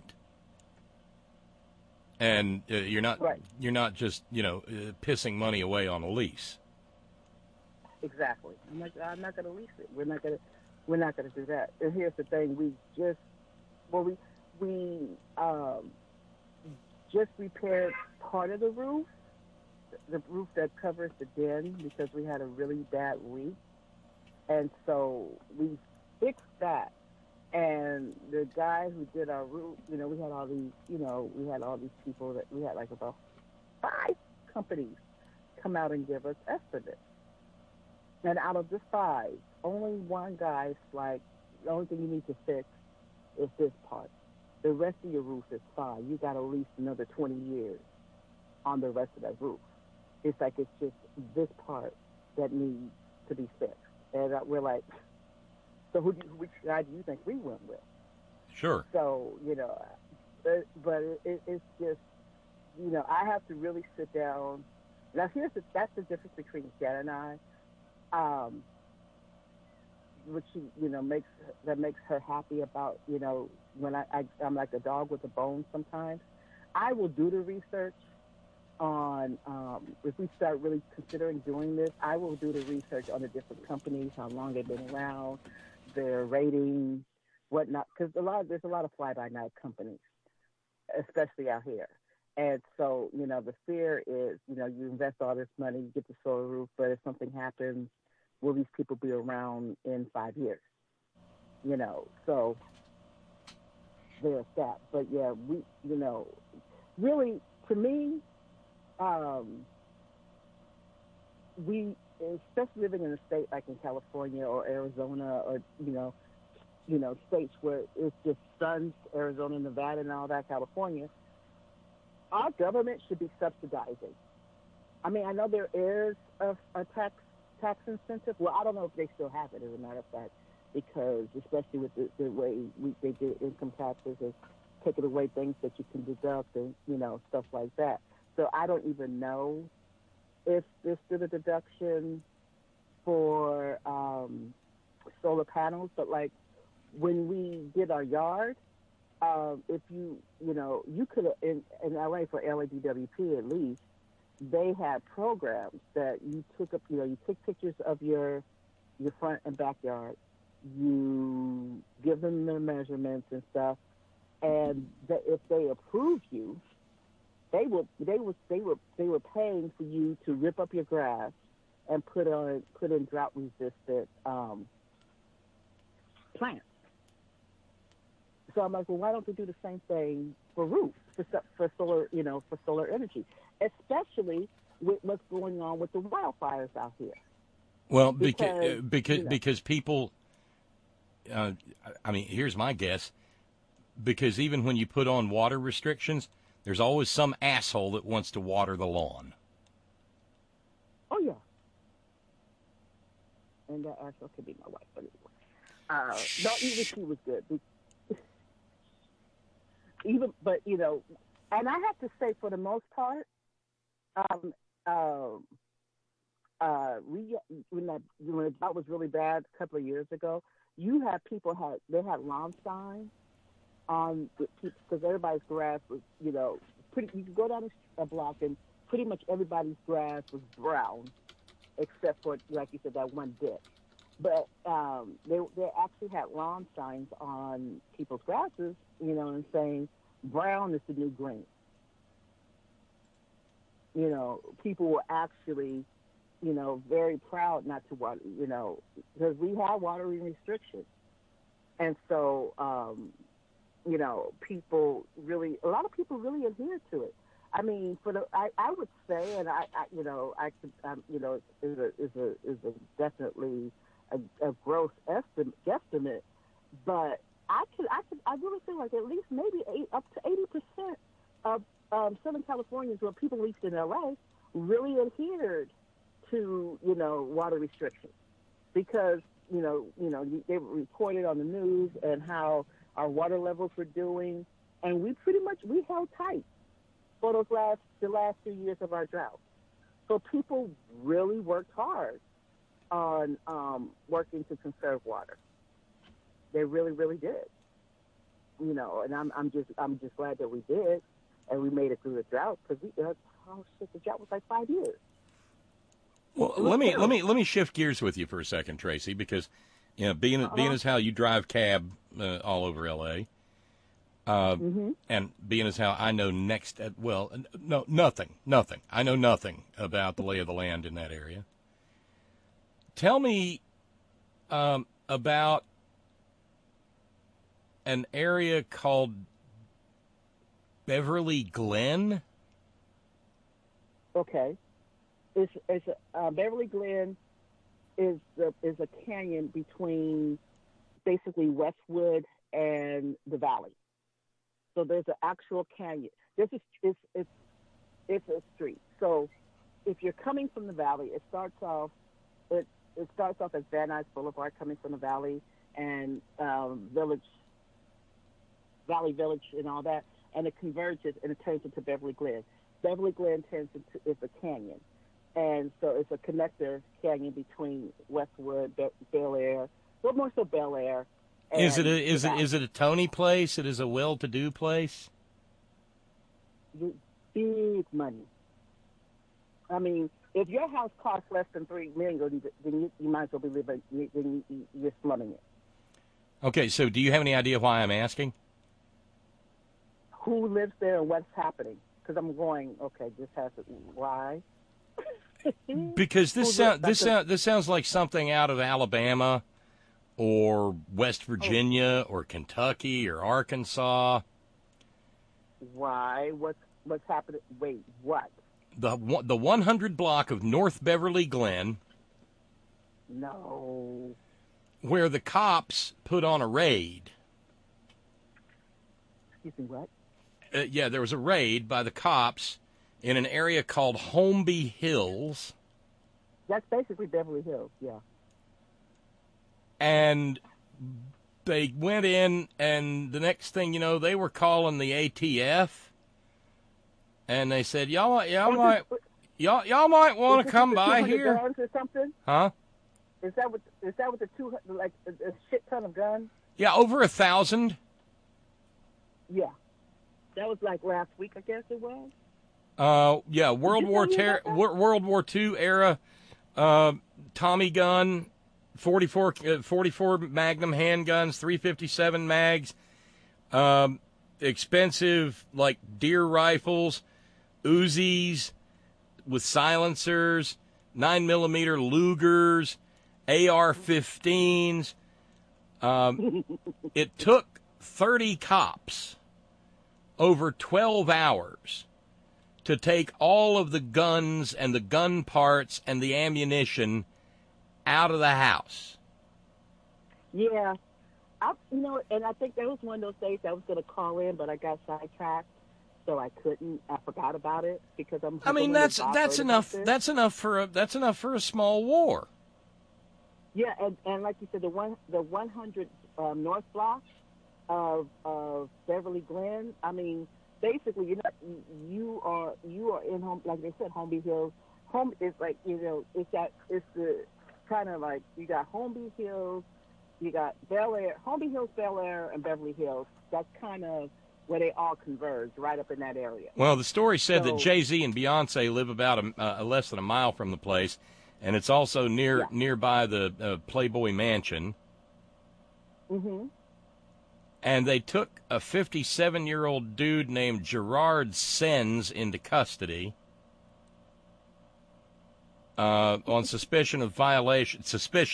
Over 1,000 guns.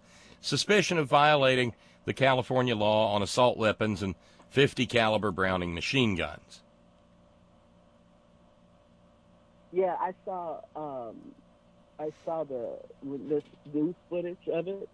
And when they were, they had all the guns out on display, and I'm sitting there like, and the first place, because when I first saw it, I thought maybe they had raided somewhere in the Inland Empire, Riverside, Ontario, up into Hunga, Sunland, somewhere where, and not to disparage these parts of Southern California, but it's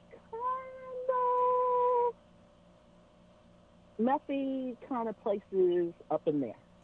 So, well, they say the place was kind of run down and shitty, which is kind of interesting because the guy is the partner, longtime companion of a woman who has 3 daughters with the son of J. Paul Getty. Wow. Really? Well, just because it's a nice, people have money or it's in a nice area doesn't mean shit. Look at, what was that movie, Grey Garden? With the Kennedy women?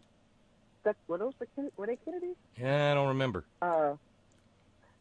They lived in abject, it was horrible, squalor, and the house was falling apart around them. I think they were, I don't know if they were, I don't know if they were Kennedys or Jacqueline Bouvier. I think they might have actually been relatives of Jackie Kennedy Onassis. So I think it was, but still, they descended into mental illness. It was a mother and a daughter. And yeah, they were batshit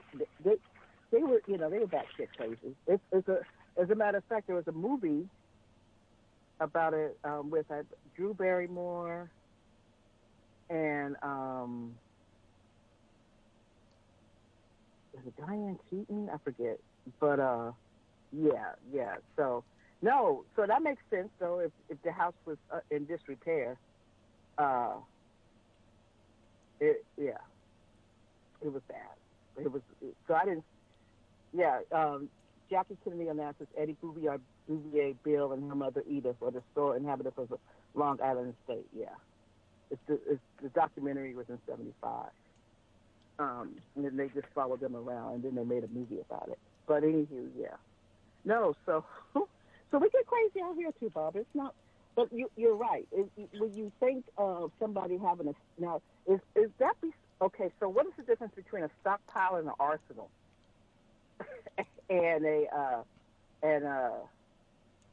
at that point, if you have over 1,000 weapons, well, I think it's only an arsenal, if like you're a member of the Black Panther Party for self-defense, or maybe you're a I think that, or maybe your name is Ahmed, then it's an arsenal. Right, but when it's white people, what is it? It's a stockpile, and they're hobbyists and collectors. Oh, they're gun enthusiasts. Yes, they are enthusiasts. Just like those freaks down in Alabama and Georgia and Kentucky and Ohio. Those are embryo enthusiasts. Oh, speaking of that, and I'm so glad you said this, because Todd and I were talking this morning, and I was trying to remember what is it called when I can go from one state to another, if what I do in that state is legal, and I come back home, I can't get in trouble for doing what I did in that state because it was legal, because of what they're trying to do with these abortion laws, that if a girl gets pregnant in a state where they're trying to make it illegal, and they go to a state where it is legal, now they're trying to, say that she can still go to jail if they find out. What is that called when you go from one state to another and do whatever it is in that state that's legal and come home and you'll find full faith and credit? Thank you. Oh, yeah, it's in the Constitution. The full faith and credit clause says that California has to honor a West Virginia driver's license. Okay. Because West Virginia has to honor a California driver's license. Okay. But it's not blanket. It's not blanket because, for instance, one of the dearest things that the National Ruble Association would be that if, say, we got a law, because we get a law in West Virginia that says you don't have to have a concealed carry permit. You can go and buy you a gun and drop it in your pocket and groovy.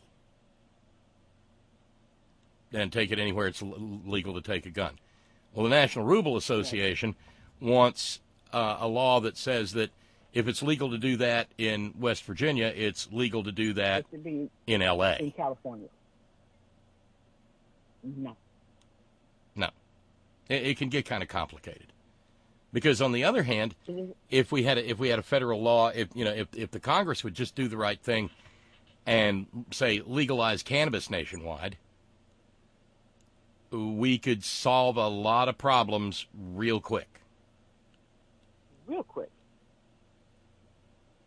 On the other hand, but a really good example is lawyering, because every state bar is a little petty fiefdom that wants absolute control over the practice of law in its state.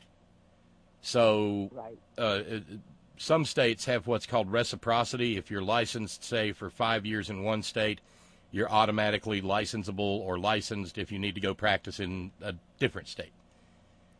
But that's how it is in California with nurses license, where my mom, it's reversed, because my mom got her nurse's license here in California, and when she moved to North Carolina, because our testing and our laws and stuff are much more stringent than they are in other states.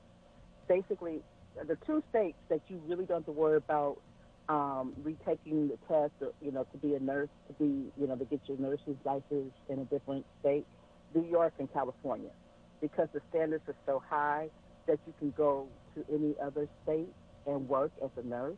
Whereas if she had went from North Carolina to here, if she had gotten her license in North Carolina, she'd have to take the state board here over. I mean, not over, but she had to take the state boards here in order to be able to be a nurse in the state of California or whatever. I mean, depending on what state you live in. So, because we have, we're in California, so we have some serious regulations here. And right, and California doesn't want just any old lawyer off the turnip truck popping up and practicing in California, because it's complicated business.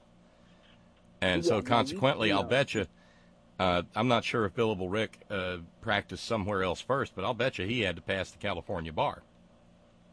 Right. Which I've been told, I've been told is a season in hell. Yeah, I've had friends that were on suicide watch after taking the bars. And meanwhile, your Alabamas, your Georgias, and your Louisianas don't want a bunch of pettifoggers coming from the big city down there and taking away all the local lawyers' business. Right. They don't want us. They don't want the California lawyers coming in and doing a Walmart. Right. Now, lawyers can go and do that on a limited admission that's called pro hoc vice, and that's for just the purpose of that litigation. Then you got to go home. And you got a boogie. Okay, you did what you had to do. Go home.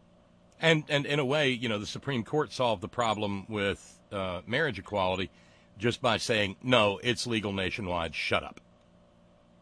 Right. Which is what led us to Sister Clerk Kim Davis and Roy Tola-Moore in Alabama, and that various and sundry stupidity.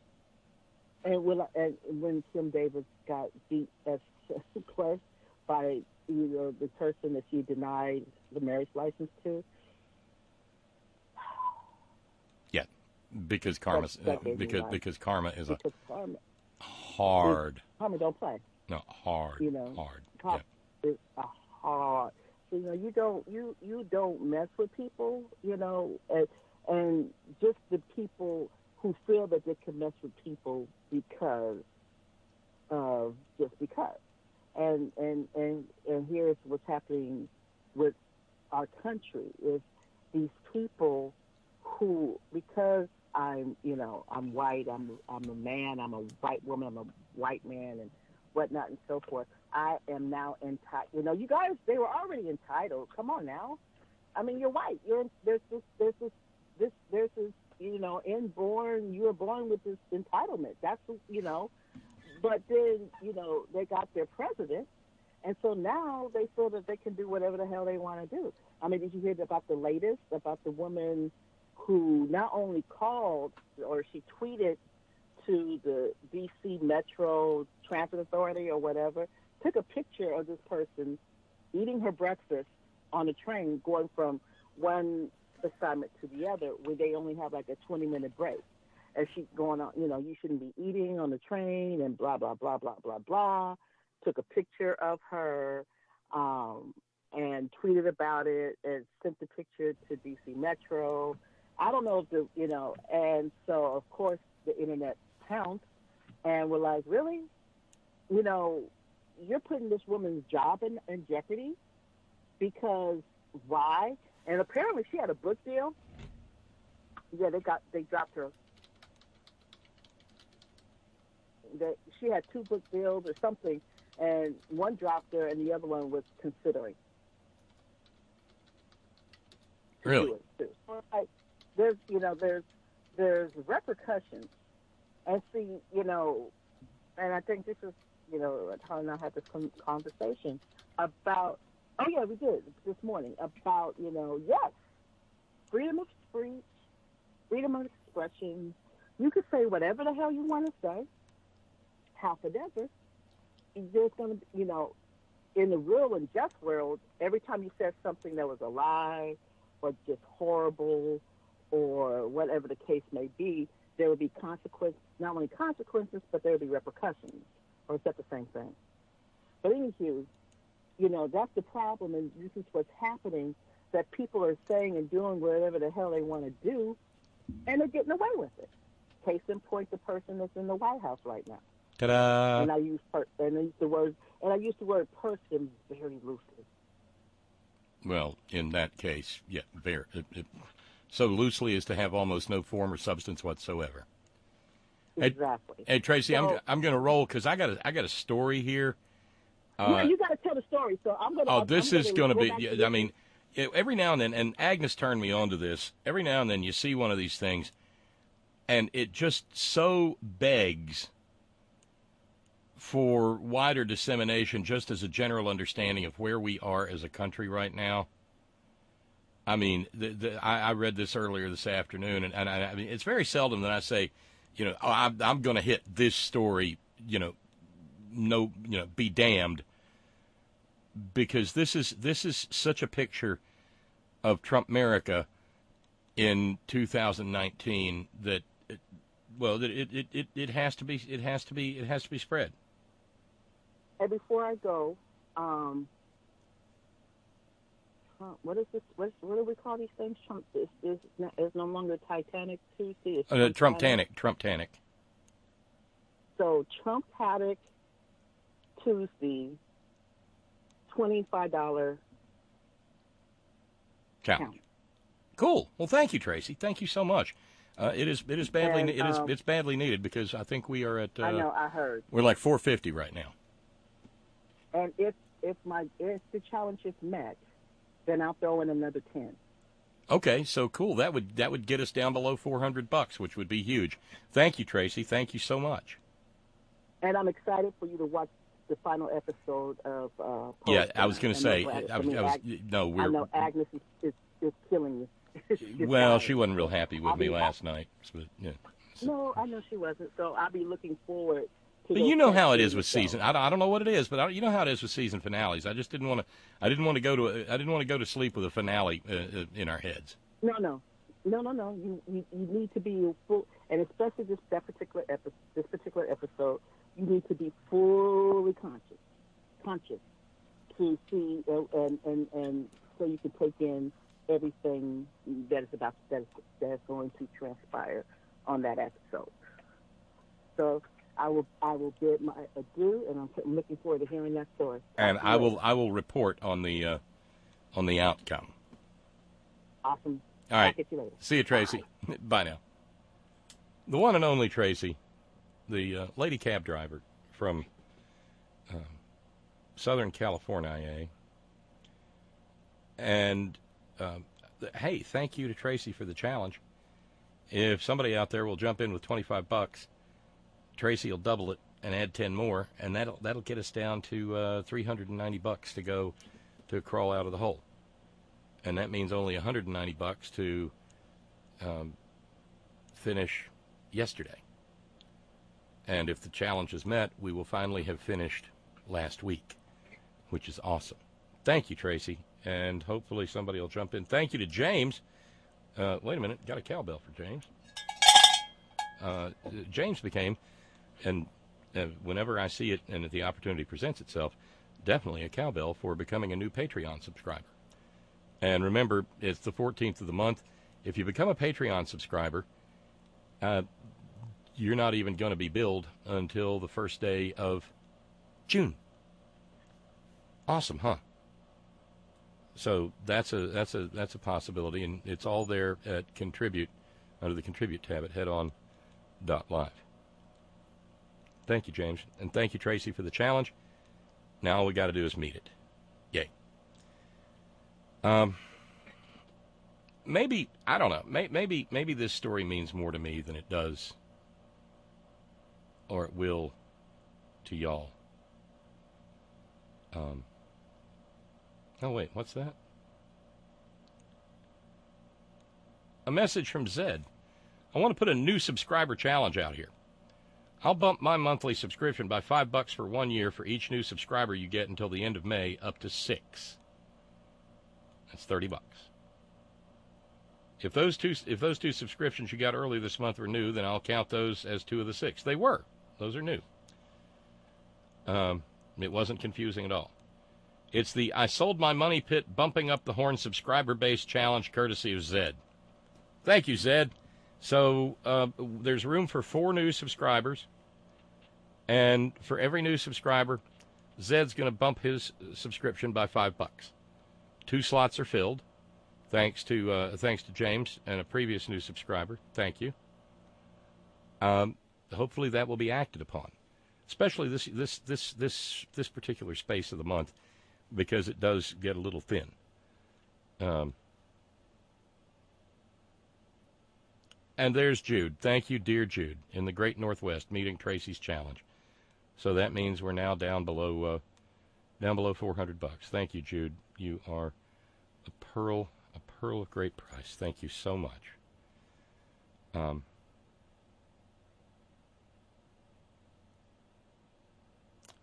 Now, the story. Like I said, Agnes turned me on to it. It's over on Twitter. An individual who identifies himself as the chair of the Department of Economics and Finance at Middle Tennessee State University, which is a sort of a, I guess you'd say it's a commuter camp. It's a big school. MTSU, good school. And his daughter, he posts a picture of his little girl. She's 11 years old, and she's sitting in the midst of a blue horseshoe sculpture. A symbol of tradition and good fortune for Middle Tennessee State University. Those who touch the blue horseshoe will be granted good luck, the plaque says at the base of the blue horseshoe.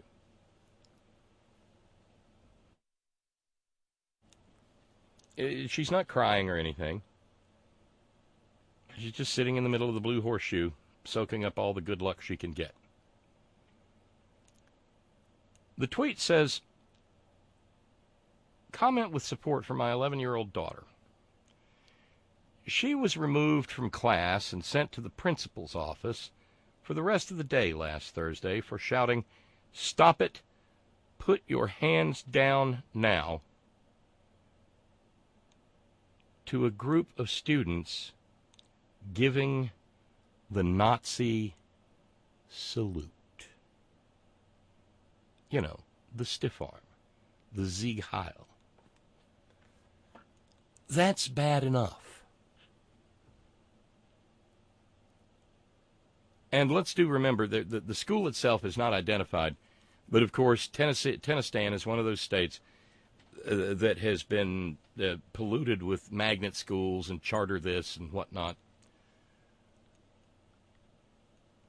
And so here's what happened. And bear in mind, there's going to be stuff in here that, if you're like me, is going to make you want to bark at, eat dirt and run rabbits.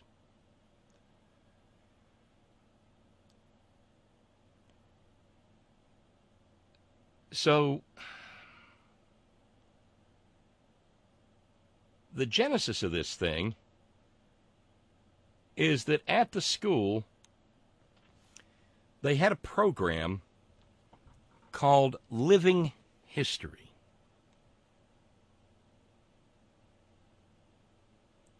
And okay, let me back up. I think I got rid of the story. Let me see if it's way deep in the tabs. I think I got rid of it, but maybe I didn't. No. How about that? I didn't. This is how I hang on to stories, because sometimes I have just this feeling that it's going to come in handy. This comes from a TV station called WEEK. And and this part of the story,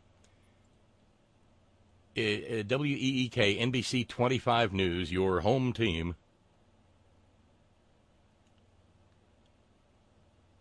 and sometimes it's difficult to tell exactly. Illinois. Pekin Community High School. The superintendent there confirmed back about 3 weeks into April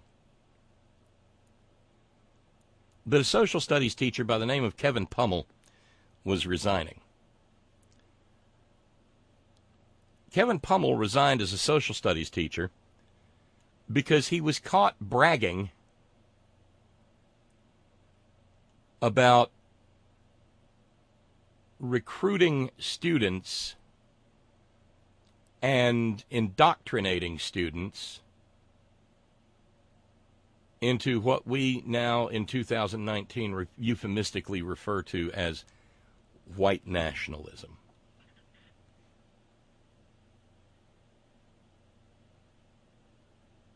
An anti-fascist group called Identify Europa drilled down into Kevin Pummel's online life and said that he actively used his position as a high school teacher to advance white nationalist ideas and myths with the children he is entrusted to teach.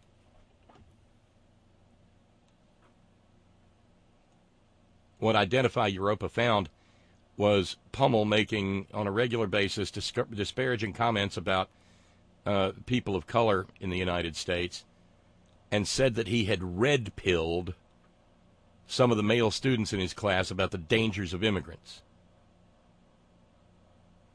using language that has also been used by the President of the United States. Kevin Pummel said they realize we're being invaded. So we'll call that a win. But when I read this story, I immediately wondered just how many other Klan simps, neo-Nazis, and whatnot we have in all segments of society. So now we go back to Middle Tennessee, where at about the same time that this guy was getting busted for indoctrinating students into racism and bigotry in Illinois, a teacher at a school in Middle Tennessee of 11-year-olds, 5th grade, 6th grade, they have living history. And one of the children in the class was assigned by one of the teachers in the class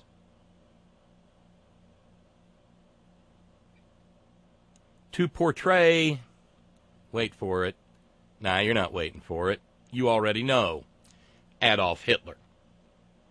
So the kid's going to wear a little Adolf Hitler uniform. We don't know if he went with probably the khaki. And they have rehearsals for living history. And so when little Hitler comes out and delivers the Sieg Heil stiff-arm salute, 10 to 20 of the precious little scholars in the class get up and perform the salute in return.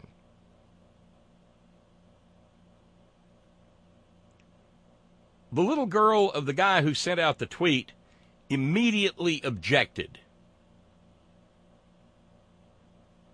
The teacher, by email, said she was given an open platform at that time to appropriately voice her concerns and share with her peers her feelings.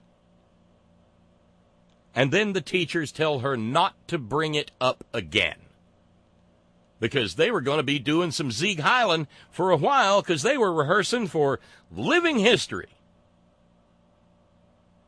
And because she had objected, in the days and weeks following, the students in her class,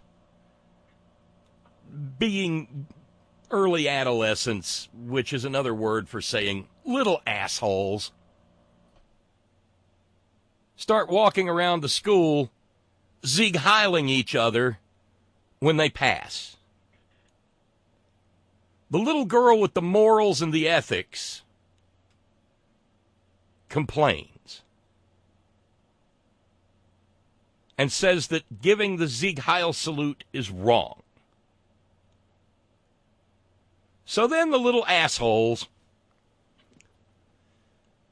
decide that they're going to double down tormenting this child, and they plan a mass Sieg Heil of her when she walks into the classroom. She gets wind of it and waits for her teacher to enter the classroom before she does. That teacher, a different teacher, tells the students that the Nazi salute is wrong and not to do it again. So they keep rehearsing, and the kids keep Sieg Heiling. And then they have the final rehearsal for living history, and the World War II group. Now, get this. The World War II group, Living History, has an assignment to be Hitler, not Churchill. Churchill's got his own problems. Not FDR. Certainly not Stalin. Not Patton. Not George Marshall. Not General Bernard Law Montgomery. But Hitler. And so they go back to doing the Nazi salute, and at the final dress rehearsal, I presume it's dress rehearsal, 10 to 20 students get up and do it again. At this point, the little girl, this strong, motivated, intelligent, apparently well brought up little girl says, "Stop it. Put your hands down now." And that was last week. And for having mentioned it, she, not the little Nazi wannabes, is removed from the classroom, left to stand alone in the hallway until a teacher comes and tells her she was being disrespectful. The child then says, "It's wrong for them to do that, and you should do more to make them stop." And then the little girl begins to cry.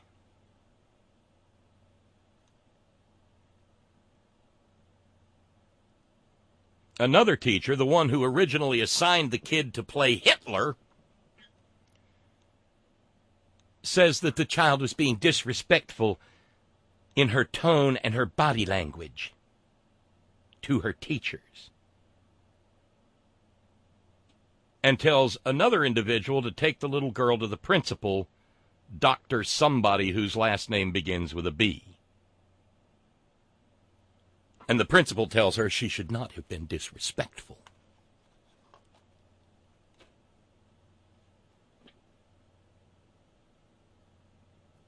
And then the teacher who assigned the kid to play Hitler calls the little girl's mama and says that your daughter's been disciplined and removed from the classroom for being disruptive and disrespectful. You need to tell your little girl how to properly behave in a school classroom.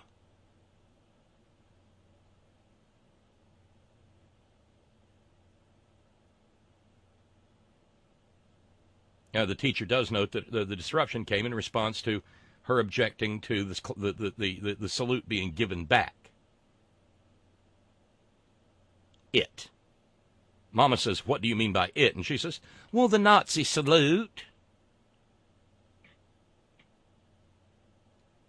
And this is actually the first time Mama hears about Nazi salutes at the school. Oh, and in the meantime, the little kid's still sitting in the principal's office, kept out of class. So then, this past Thursday, on May the 9th, the little kids at this school do their living history project, including little Hitler and more Nazi salutes. You know, what? Did this teacher decide to go with Hitler because she knew she'd get in deep shit if she had some kid dress up as Nathan Bedford Forrest, surrounded by a bunch of little fucking Klansmen?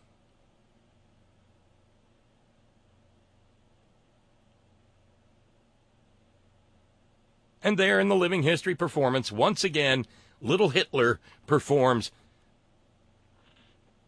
the bloodthirsty Nazi salute.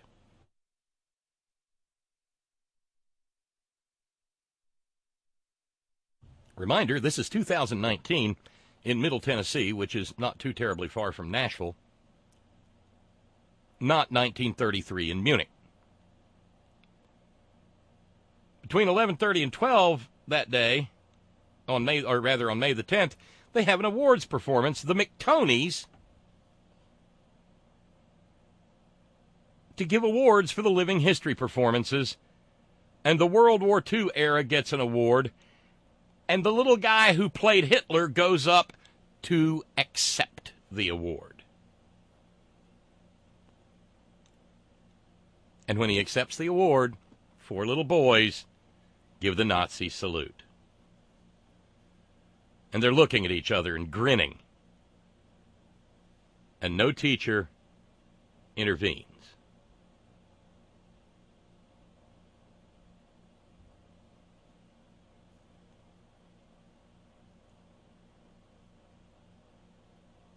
When Mama objects again,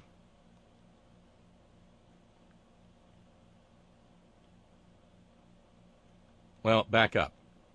The little girl, the troublemaker, the outside agitator, her group wins an award too.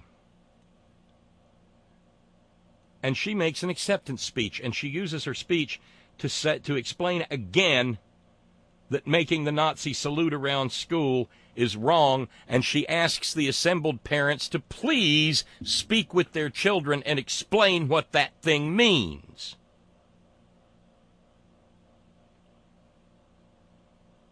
The teacher who originally assigned Hitler to the little kid to play Hitler finally writes to Mama and says, "Your daughter expressed her feelings inappropriately once before during rehearsal early on in our preparations, and she was given an open platform at that time to appropriately voice her concerns and share with her peers her feelings. Then she was asked not to address it again. When she yelled out during the final rehearsal with all 5th grade students in the room and was disrespectful with her tone," yes, that's right, tone policing, "and her body language to me and Mrs. J while we were trying to discuss her behavior with her, that is when I phoned you to share with you the behavior, yelling out and being disrespectful with her tone and body language to teachers, and I informed you that she was taking a break to calm down. I called to share my concerns, and I asked you to address it at home with her that evening. After our conversation, her calming break continued, and she went to visit Dr. B as I was needed to finalize showcase matters. This gave her an opportunity to continue to calm down and share her concerns with him while we finished preparing for showcase and dismissal. Please let us know if we can be further assistance. Sincerely."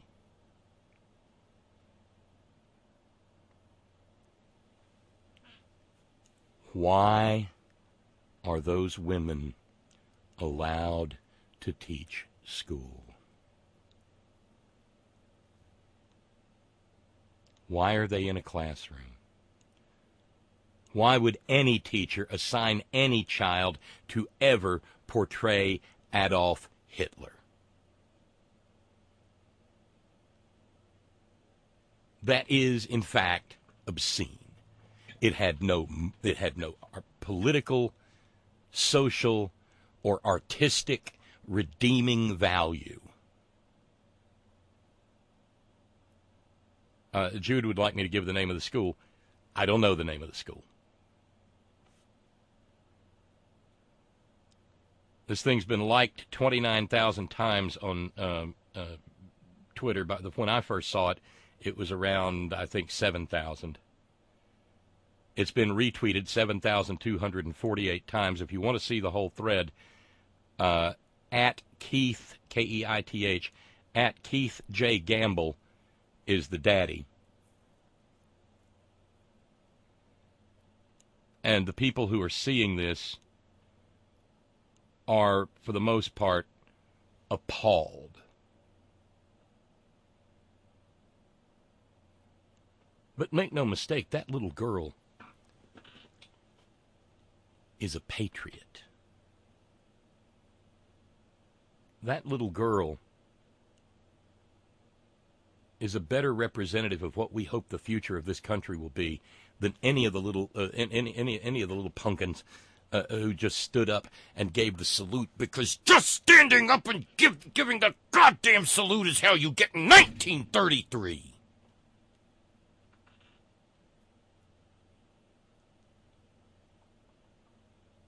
I don't know if this is a private school or a public school.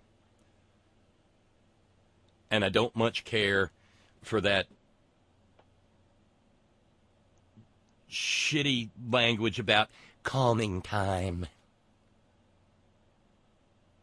I mean, I guess calming time is better than just beating the child for opposing Nazis.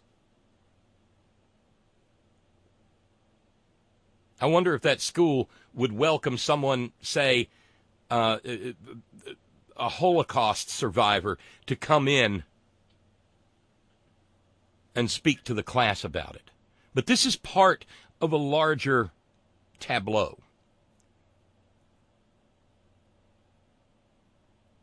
Because during the Holocaust remembrance in Russellville, Arkansas recently, a group of likely Republican voters carrying Nazi flags protested and brought a bullhorn to the Holocaust remembrance, again, in Russellville, Arkansas.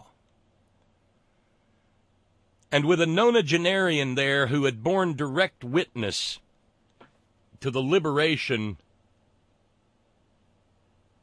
of one of the camps, who was describing what he saw on that day, those likely Republican voters with their Nazi flags used their bullhorns and screamed and chanted all together, 6 million more.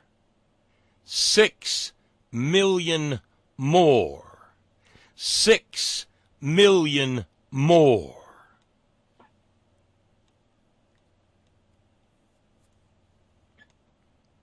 Those very fine people have not been condemned by Donald Trump, even though the story went all over the country.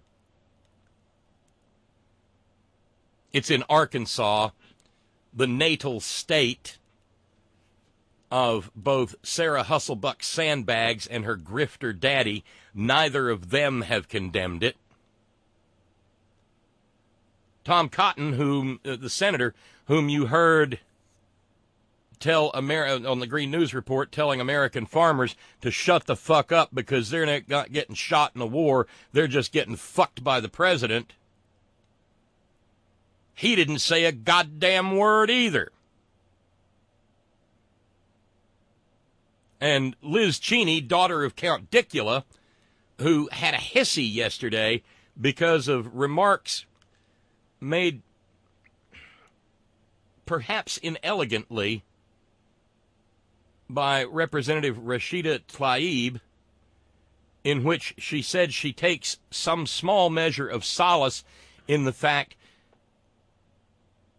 that in the post-World War II, post-Holocaust era, Palestinian lands were used, even though Palestinians were abused and killed and dispossessed and dehumanized, that it was the Palestinians who essentially provided the safe space for Israel to be founded.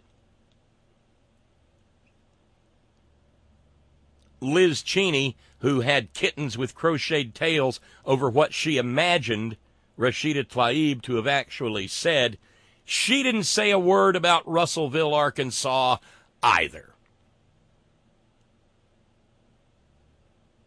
And they probably won't have anything to say about this. Jesus, this is disgusting. But far more than disgusting, it is terrifying.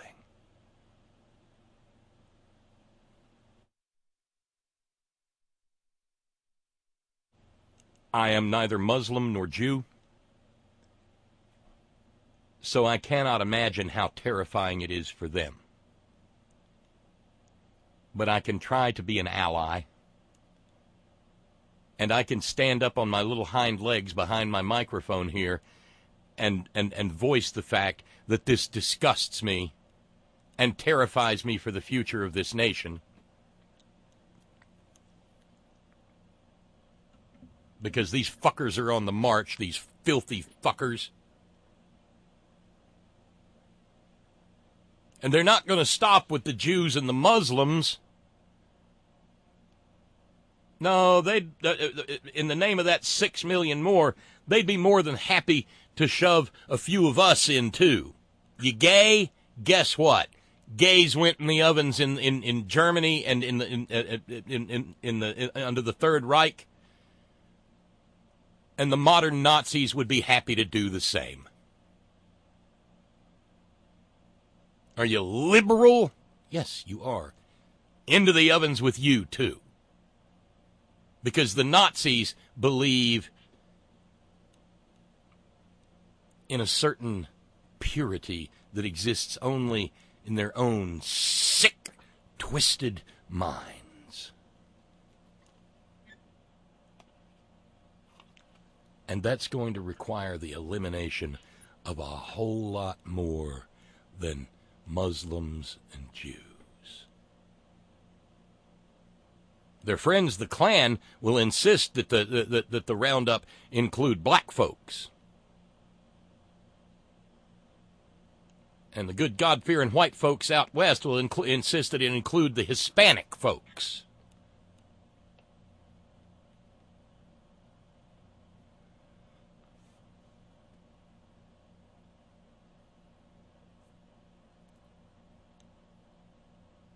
So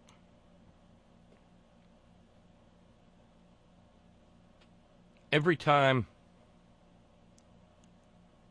that Sarah Husselbuck Sandbag says something like, I don't know how many times we have to say this. We've denounced it, okay? Leave it alone.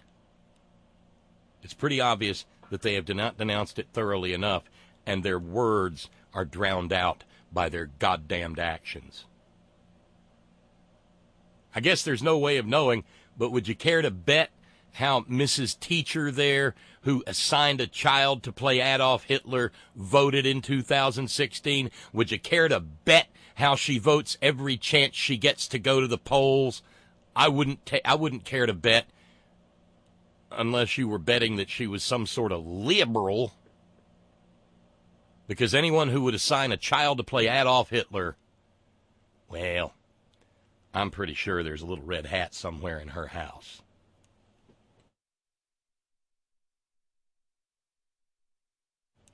I could be wrong, but I'm damned if I can figure out a legitimate educational purpose in dressing up a child as Adolf Hitler.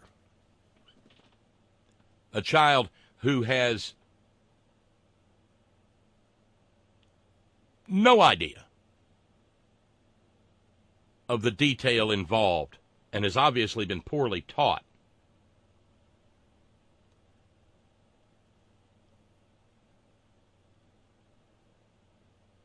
About what happened between 1933 and 1945. Oh, thank you. Barkway knows the name of the school in Tennessee. It's the McFadden School of Excellence in Murfreesboro. It is a public school.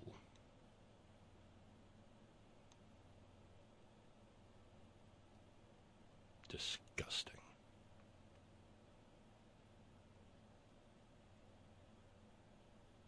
I don't know what passes for a teachers union in Tennessee, but I hope the hell I don't see a story about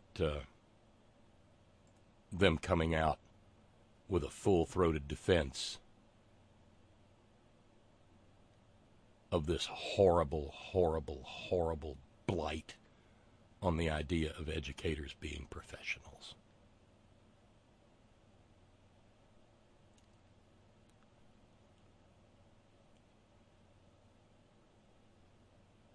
But that's 2019, not just in Middle Tennessee, but in America.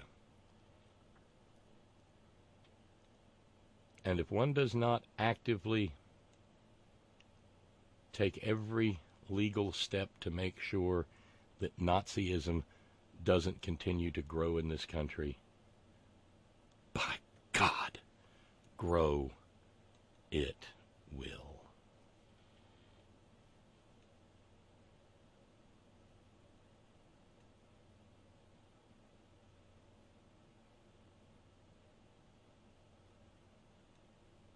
I hope you understand why I felt like it was so necessary to get that story out.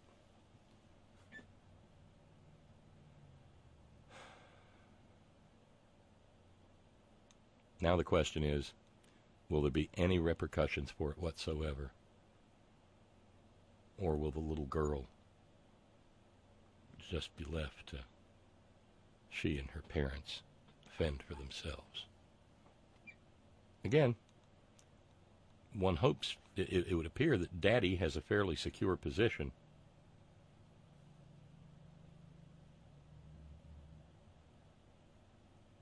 But in a place like Tennessee, nothing is for certain.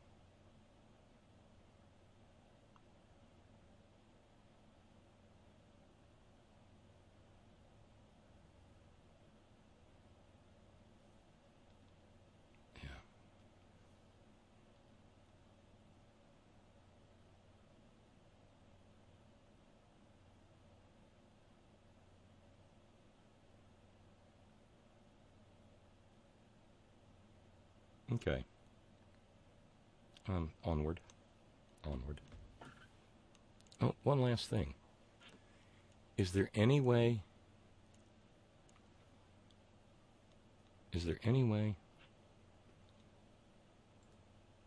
to suss out and drive from our midst the Nazi sympathizers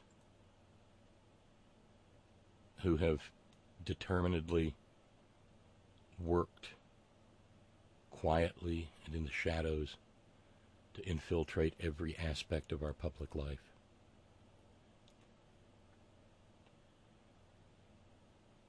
Now, I know as of Skokie, we've got some notion that Nazis are entitled to free speech protection under the First Amendment.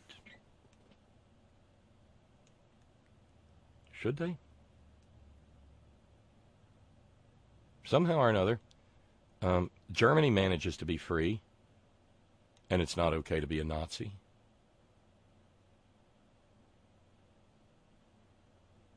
Lots of countries have hate speech laws that they enforce, and it's not like their citizens are wallowing around in totalitarianism.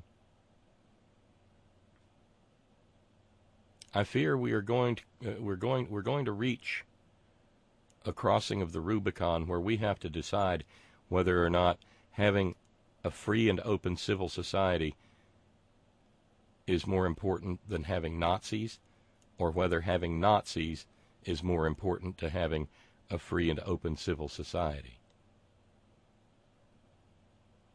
How have we failed so monumentally that we have so many of these piss-poor, shitty, miserable, violent, hate-filled, pathetic examples for attempts at members of the human species? How did it happen?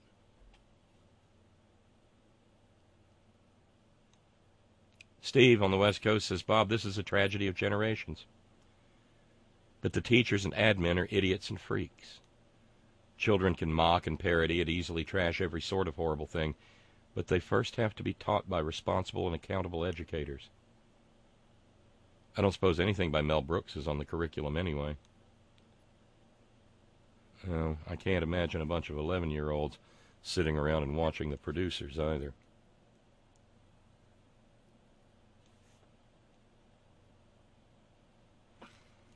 I don't know. I do not know. Okay, let's run over and check in with Scott. Hey, Scott. Well, you done brought me down, Bob. Jesus. What year is this? I see my calendar on my handy-dandy digital phone here, my magic smartphone, and it says it's May 14th, 19. Maybe there's a time warp. See, this story, now you may find this hard to believe, Bob, but this story was a wee bit of a puzzler to me. Yeah, we live in Trump America. Yeah, it is south of the Mason-Dixon line, or as Mom's Mabley used to call it, south of the scorch curtain, okay? But because my thinking was, well, wait a minute, this is a public school, right? McFadden School, is that a public school? McFadden School of Excellence in Murfreesboro, Tennessee. But it's not you don't know if it's a public or private. No, it's public. Oh, it is public. Well, see, my thinking assumed that it's a public school in a jurisdiction with a school board, okay? And I don't know, silly me. But what unpuzzled it for me was when you said Murfreesboro, Tennessee. That is the hometown of a publication that's been continuously produced since 1934, founded by a guy named John R. Rice. And the name of the publication is The Sword of the Lord. Well, that's catchy.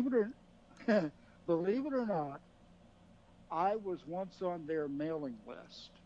I'm not even sure now how I got on their mailing list. I was on a lot of crazy mailing lists when I was a Jesus freak.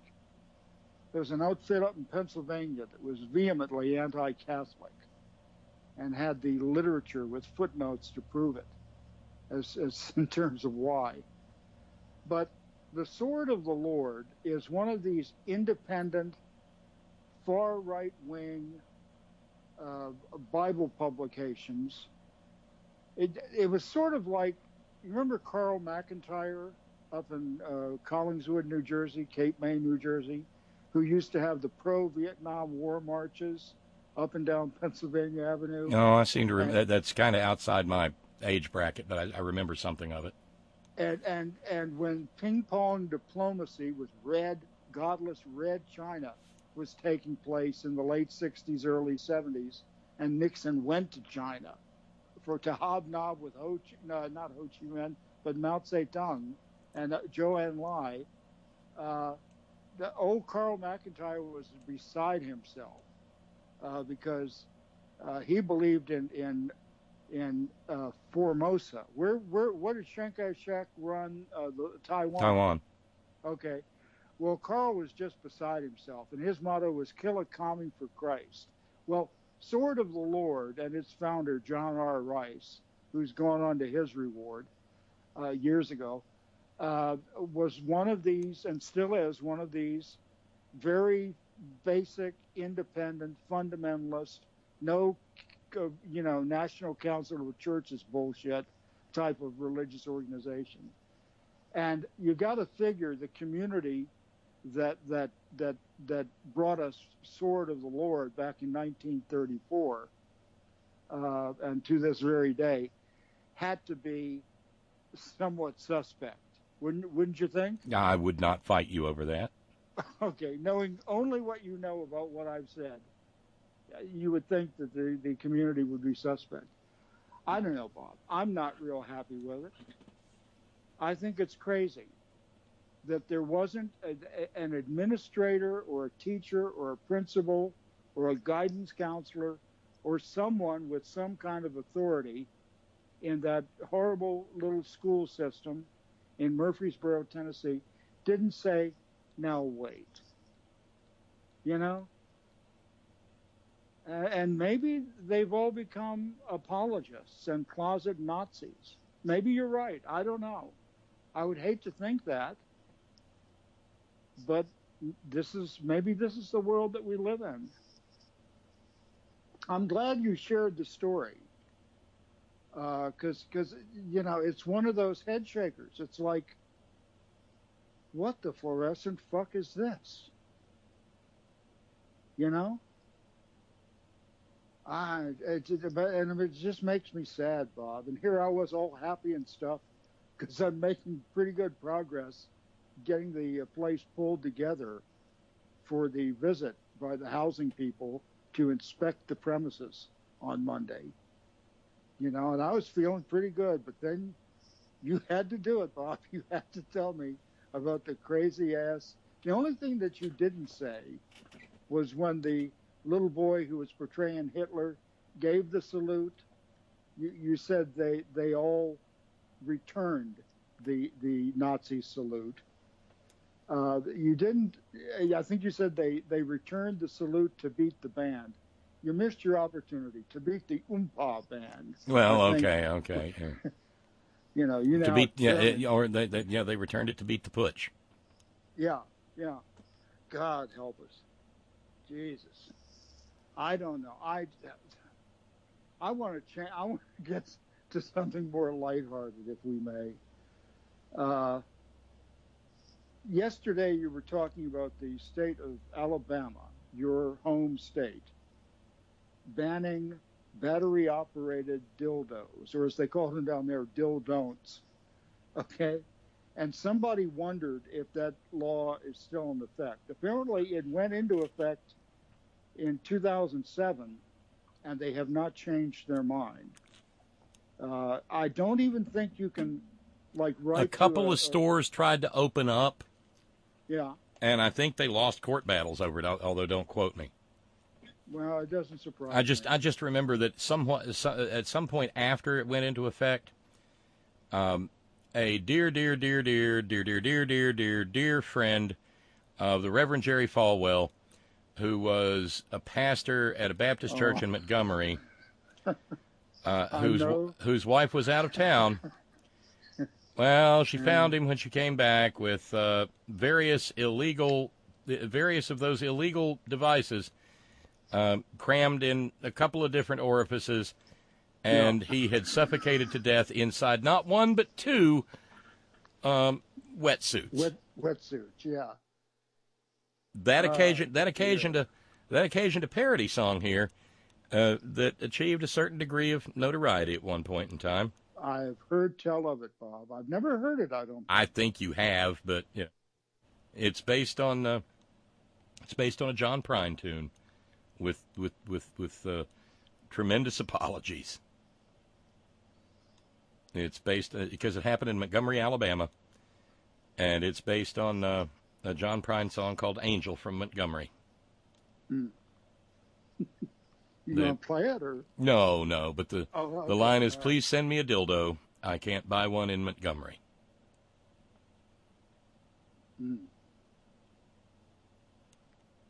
Yeah, it's graphic, and John Fox did a magnificent job bringing my lyrics to light.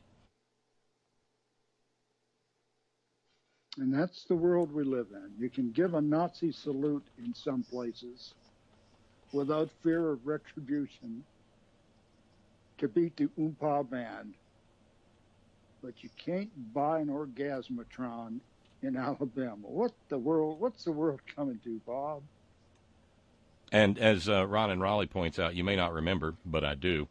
Candace Owens got into trouble by saying Hitler was only trying to make Germany great again.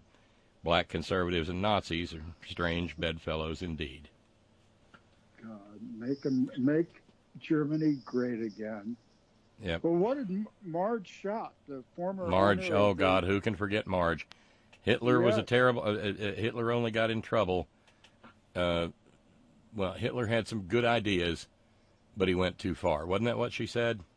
Well, no, she was saying that. Well, that was part of it, but she was before that. Her preamble was how he revived the German economy and built the Autobahn.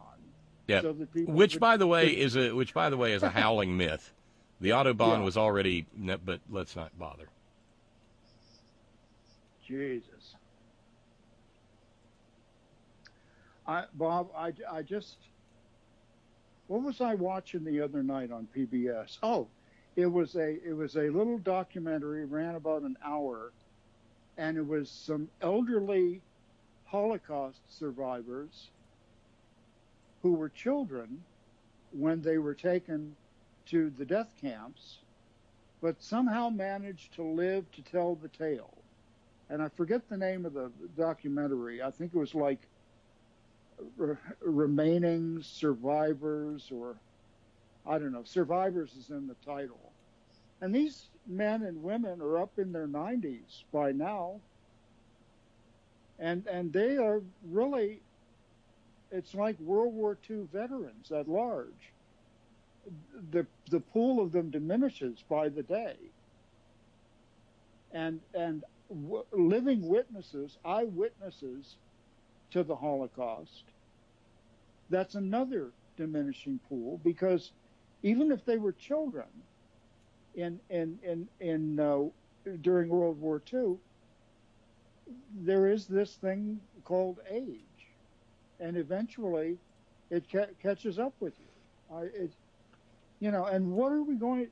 Somebody was saying, and I don't know if it was on your show or not, maybe it was Hartman some years ago, was talking about the excesses that brought about the Depression, which was a global depression. The lessons learned out of that caused some reforms to occur. And I think it took 25 years for the stock market, the Dow Jones Industrial Average, I think it was 1952 or 1954.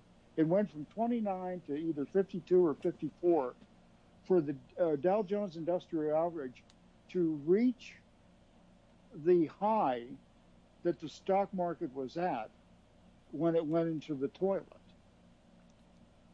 But like the Securities and Exchange Commission came out of it, the law having to do with investment banking versus commercial banking came out of that era, and a number of reforms happened.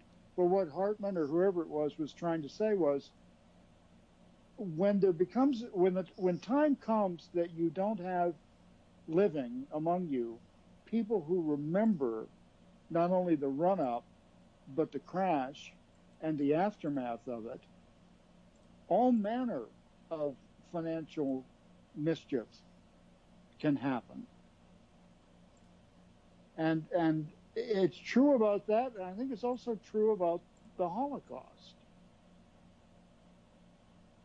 I've never understood people... Well, no, I think that is corollary to something that I've argued here in the U.S., namely that Republicans weren't able to go after Social Security until the first generation that had known Social Security and had known the poverty pre-Social Security had died off. Mm-hmm. You know, my grandmother passed away at 91 in 1985, and up until that moment, Social Security was largely left alone. But what year once was that again? 1985. Yeah, and that's when they started messing with it. And that's when they started messing with it. Because the generation that had watched their elders descend into misery and poverty would never have let a politician's career survive had he proposed such a thing. Oh, it was the third rail. Well, it's what Eisenhower alluded to when he said that any party that tried it would become a regional rump party. He forgot the T. T-rump. Well, I mean, back in the day. Yeah. But I think that runs corollary to what you're talking about. I mean, I at my age, okay, and I have been told that I can now officially refer to myself as a Gen Xer. I happen to have been raised by Depression-era parents who lived through the Second World War, both here and abroad. And they had kinfolks who were part of the military effort that liberated the camps. And so it was just a matter of course that I was taught about them. And how hateful and how awful. And I don't know. Maybe my classmates weren't weren't taught, and therefore they didn't teach theirs. But I know and Agnes's uncle walked across Europe, marched across Europe in the defeat of the Nazis. Wounded multiple times, Purple Hearts. And I know that between the two of us, that when the issue arose in our home, it was all stop. We're going to deal with this right damned now. Yeah. Because, see, our kids went to school with kids who openly talked the same kind of shit that Marge Schott talked. And think nothing of it, I'm sure. And as far as I know, are still talking it. Well, see, that but raises it really did. It occasioned an all stop and a, if I ever, and this was either me or Agnes delivered it, I delivered it, if we ever hear of you espousing any of that shit, it will be the worst day of your life.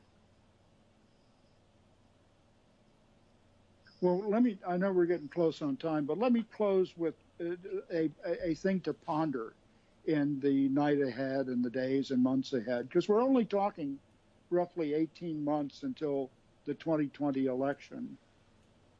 How do we unseat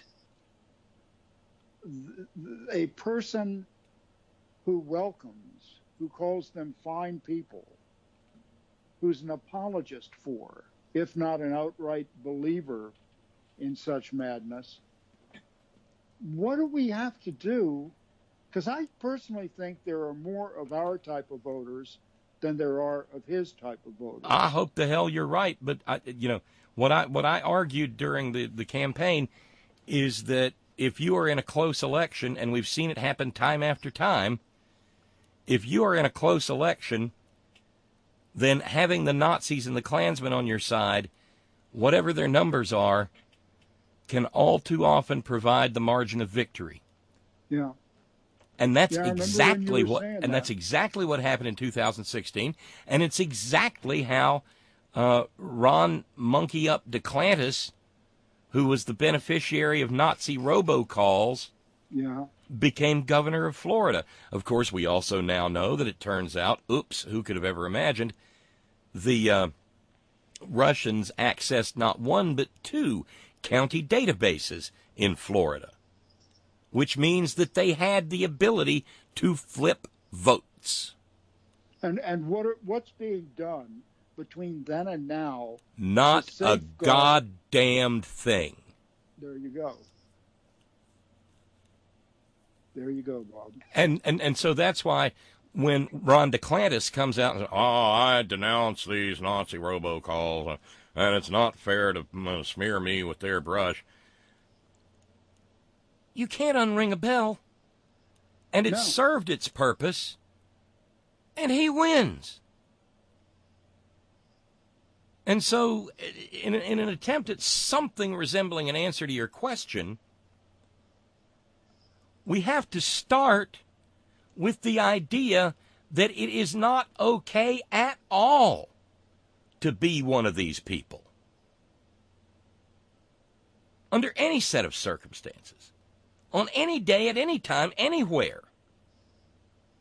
That if you are one of these, then there must be a price to be paid for being it. You must be driven from civil society. You cannot hold a position of responsibility. You should not be able to keep a job of any support. You understand what I'm saying? You shouldn't You shouldn't be able to support yourself in a job or with a job in this country. If you want to be a Nazi, you pay the price for being a Nazi, and the price for being a Nazi is that you have to live hand to fucking mouth. Now there's an interesting concept. That would be like the shoe being on the other foot, wouldn't you think? Well, what I want to, I don't know what the answer to this question is, Scott. Is it? Most states and most jobs are governed by a doctrine of at-will employment. Yeah. That means you can be fired for any reason or no reason. And you can quit for any reason or no reason. It's pernicious. But as long as it's the state of the law, then we need to understand in this country that if you get caught being a Nazi, you get fired. If you get caught being a Klansman, you get fired. And frankly, Yeah, we should have a national list of known Nazis and known Klansmen. Just like we've got a sex offender list. And there are people like Identify Europa who are out there trying to compile this stuff. And all I can say is if the proof is definitive, then get it out there and let the person pay the price for wanting to be a Nazi. Let the person pay. You know, my God, they weren't in Russellville, Arkansas. They weren't even marching with hoods on. Oh, hell no. They were who they were and proud of it. Where was that, in North Carolina some years ago? There was a big skirmish between the Nazis and the anti-Nazis, and guns were drawn on both sides. And there was 12 people dead on the street. This is North Carolina, like, I don't know, 15, 18 years ago, something like, or maybe longer ago. But they weren't wearing hoods either. I'm not even sure they were wearing uniforms. They were just like plain clothes. So, Nazis, you know, I don't know if anybody's out there trying to identify the people who marched in Russellville, Arkansas, but there damned well should be. Well, I know one. And wherever they live, there should be flyers to every house. This guy chanted he wanted to have, your neighbor chanted that he wanted 6 million more people to be killed. Your neighbor denies the Holocaust. There have been a couple of frontline episodes in recent months, in the last 6 or 8 months, about a joint effort between Frontline and ProPublica. And I know that ProPublica, I can't remember the journalist's name, but he actually reported this one Nazi who was causing trouble in California, who went up into Charlottesville back when all that happened and was causing trouble there. He was active duty military, Bob. And the military finally came to its senses and shit-canned him. Oh, and by the way, James in Illinois reminds us it was Greensboro. Yes. Yeah. And how long ago was that? Do you remember? I do remember because we had somebody on the air here who lived in Greensboro who was witness to it. Oh, geez.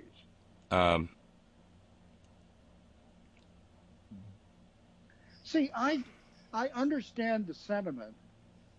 My problem is you said a word that I'm very sensitive about, and that's list. I don't want to be on nobody's list. I barely do shopping lists, okay? I understand that. I don't like being in anybody's databases either, but I am. Well, yeah. But what I'm saying is that there is freedom of speech here, even if it's stupid, hateful language.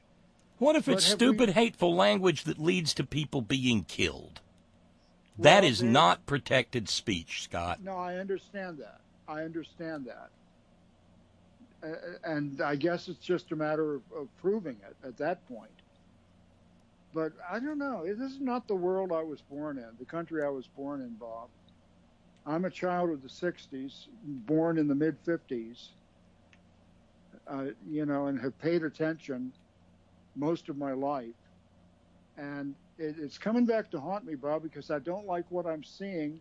And sometimes I wonder what there is to be done that's going to make a transformation back to some semblance of rationality and reality. It's like an onslaught, a never-ending onslaught of madness. It's like one of those Hindu gods or an octopus or something where you can hardly fight it because of the arms, Well, here's the problem. If you let this shit grow, eventually it won't be just one stupid teacher at one stupid school in Murfreesboro, Tennessee. Yeah, that's true. It'll be nationwide. Because it has already happened in not just one, but more than one country.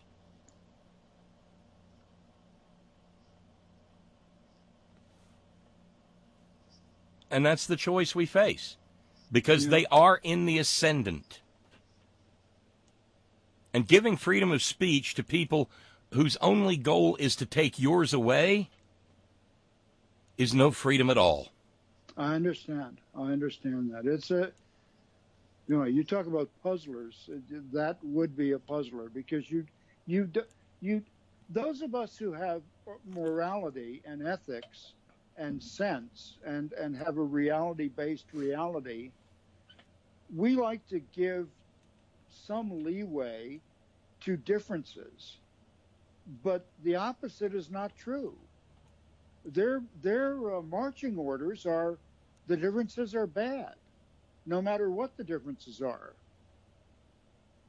And how do you fight that? You talk about that generational change. My father's generation, the World War II generation, would not have batted an eyelash at the idea of going up and beating a Nazi into a... Well, if you could transport a bunch of guys fresh home from the Second World War through time and drop them, say about 200 of them in Russellville, Arkansas, a couple of Sundays back. Mm-hmm. When they saw those Nazi flags and they heard that 6 million more bullshit, there would not have been greasy spots left of the people who were doing it. Yeah. Because the people who had just gotten home from fighting that vicious hate were not about to let their own country fall into it. In a way, you can blame these are the same people that were oftentimes leveraged into wild-eyed anti-communism. Because the one thing they wanted to be guaranteed was that their country wasn't going to be any of the bad things that they saw. All the while, of course, this country was engaged in some of the most evil shit under the sun in the form of our own version of apartheid. Yeah. Jim Crow. And a lot of Archie Bunkers sat in their chair and bemoaned the outside agitators. But I don't know about anybody else. But if my father, who would have been 95 this year, or who would turn 95 this year, had he been alive to see what happened in Russellville, Arkansas, or had I made him aware of this story, whatever energies were left in his 95-year-old being would have been on fire. Well, again, it's that generational memory.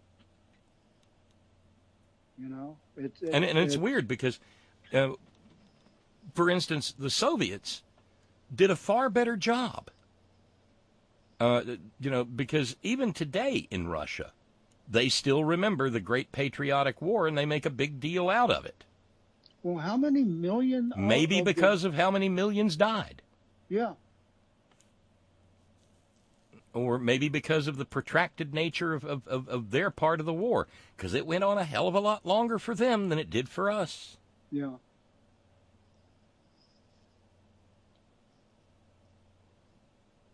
But, the other side of it is that, we just wanted to get back to the business of, the business of America is business. Come home, settle down, get a house in the burbs. For white folks.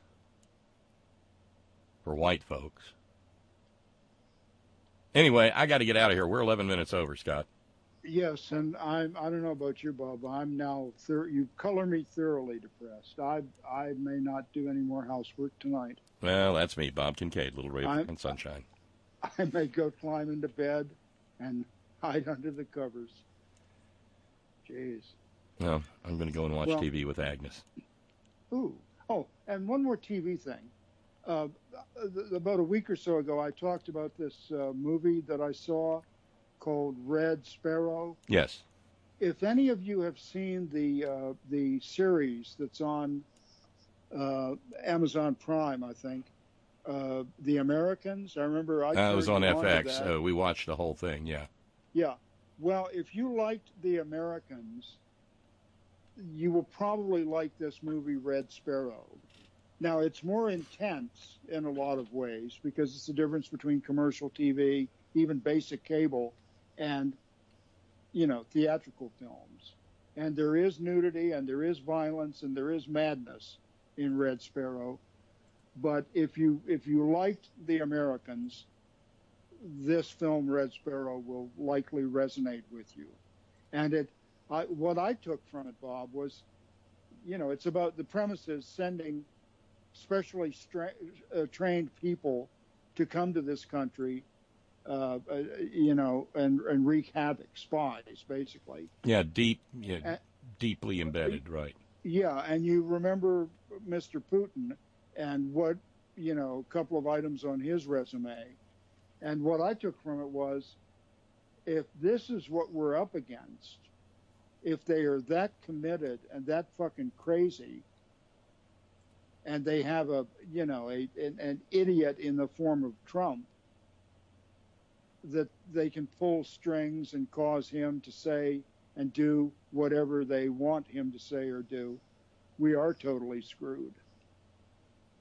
But anyway, watch something lighthearted, Bob. It's not exactly lighthearted, but we're going to catch the season finale to Pose, and it's proven to be a fantastic. Pose, P-O-S-E. It's on Netflix. It's fantastic. All right, I'll look for it. All right. Catch you later. All right, take care, Bob. See ya. Bye. See ya. And let's see. On the way out the door, tomorrow's fundraising goal, and again, thank you, Jude, for meeting Tracy's challenge. Tomorrow's fundraising goal will be $590. So that's where we stand. And thanks to James for becoming a new subscriber over at Patreon. Thank you so much. Last word goes to Lady B. For just a moment, I entertained the thought that politically powerful Americans were sitting back and allowing all this to happen because they were going to bring down the hammer soon and punish all these crazy racist people. Like maybe they were waiting for all the evidence to emerge, waiting for all the roaches to come out of the cabinets so they could stop them all at once. But then I'm reminded of history. The government didn't work hard enough during Reconstruction. Well, I mean, they worked during Reconstruction. It's just that we abandoned Reconstruction after the South mounted counterinsurgency.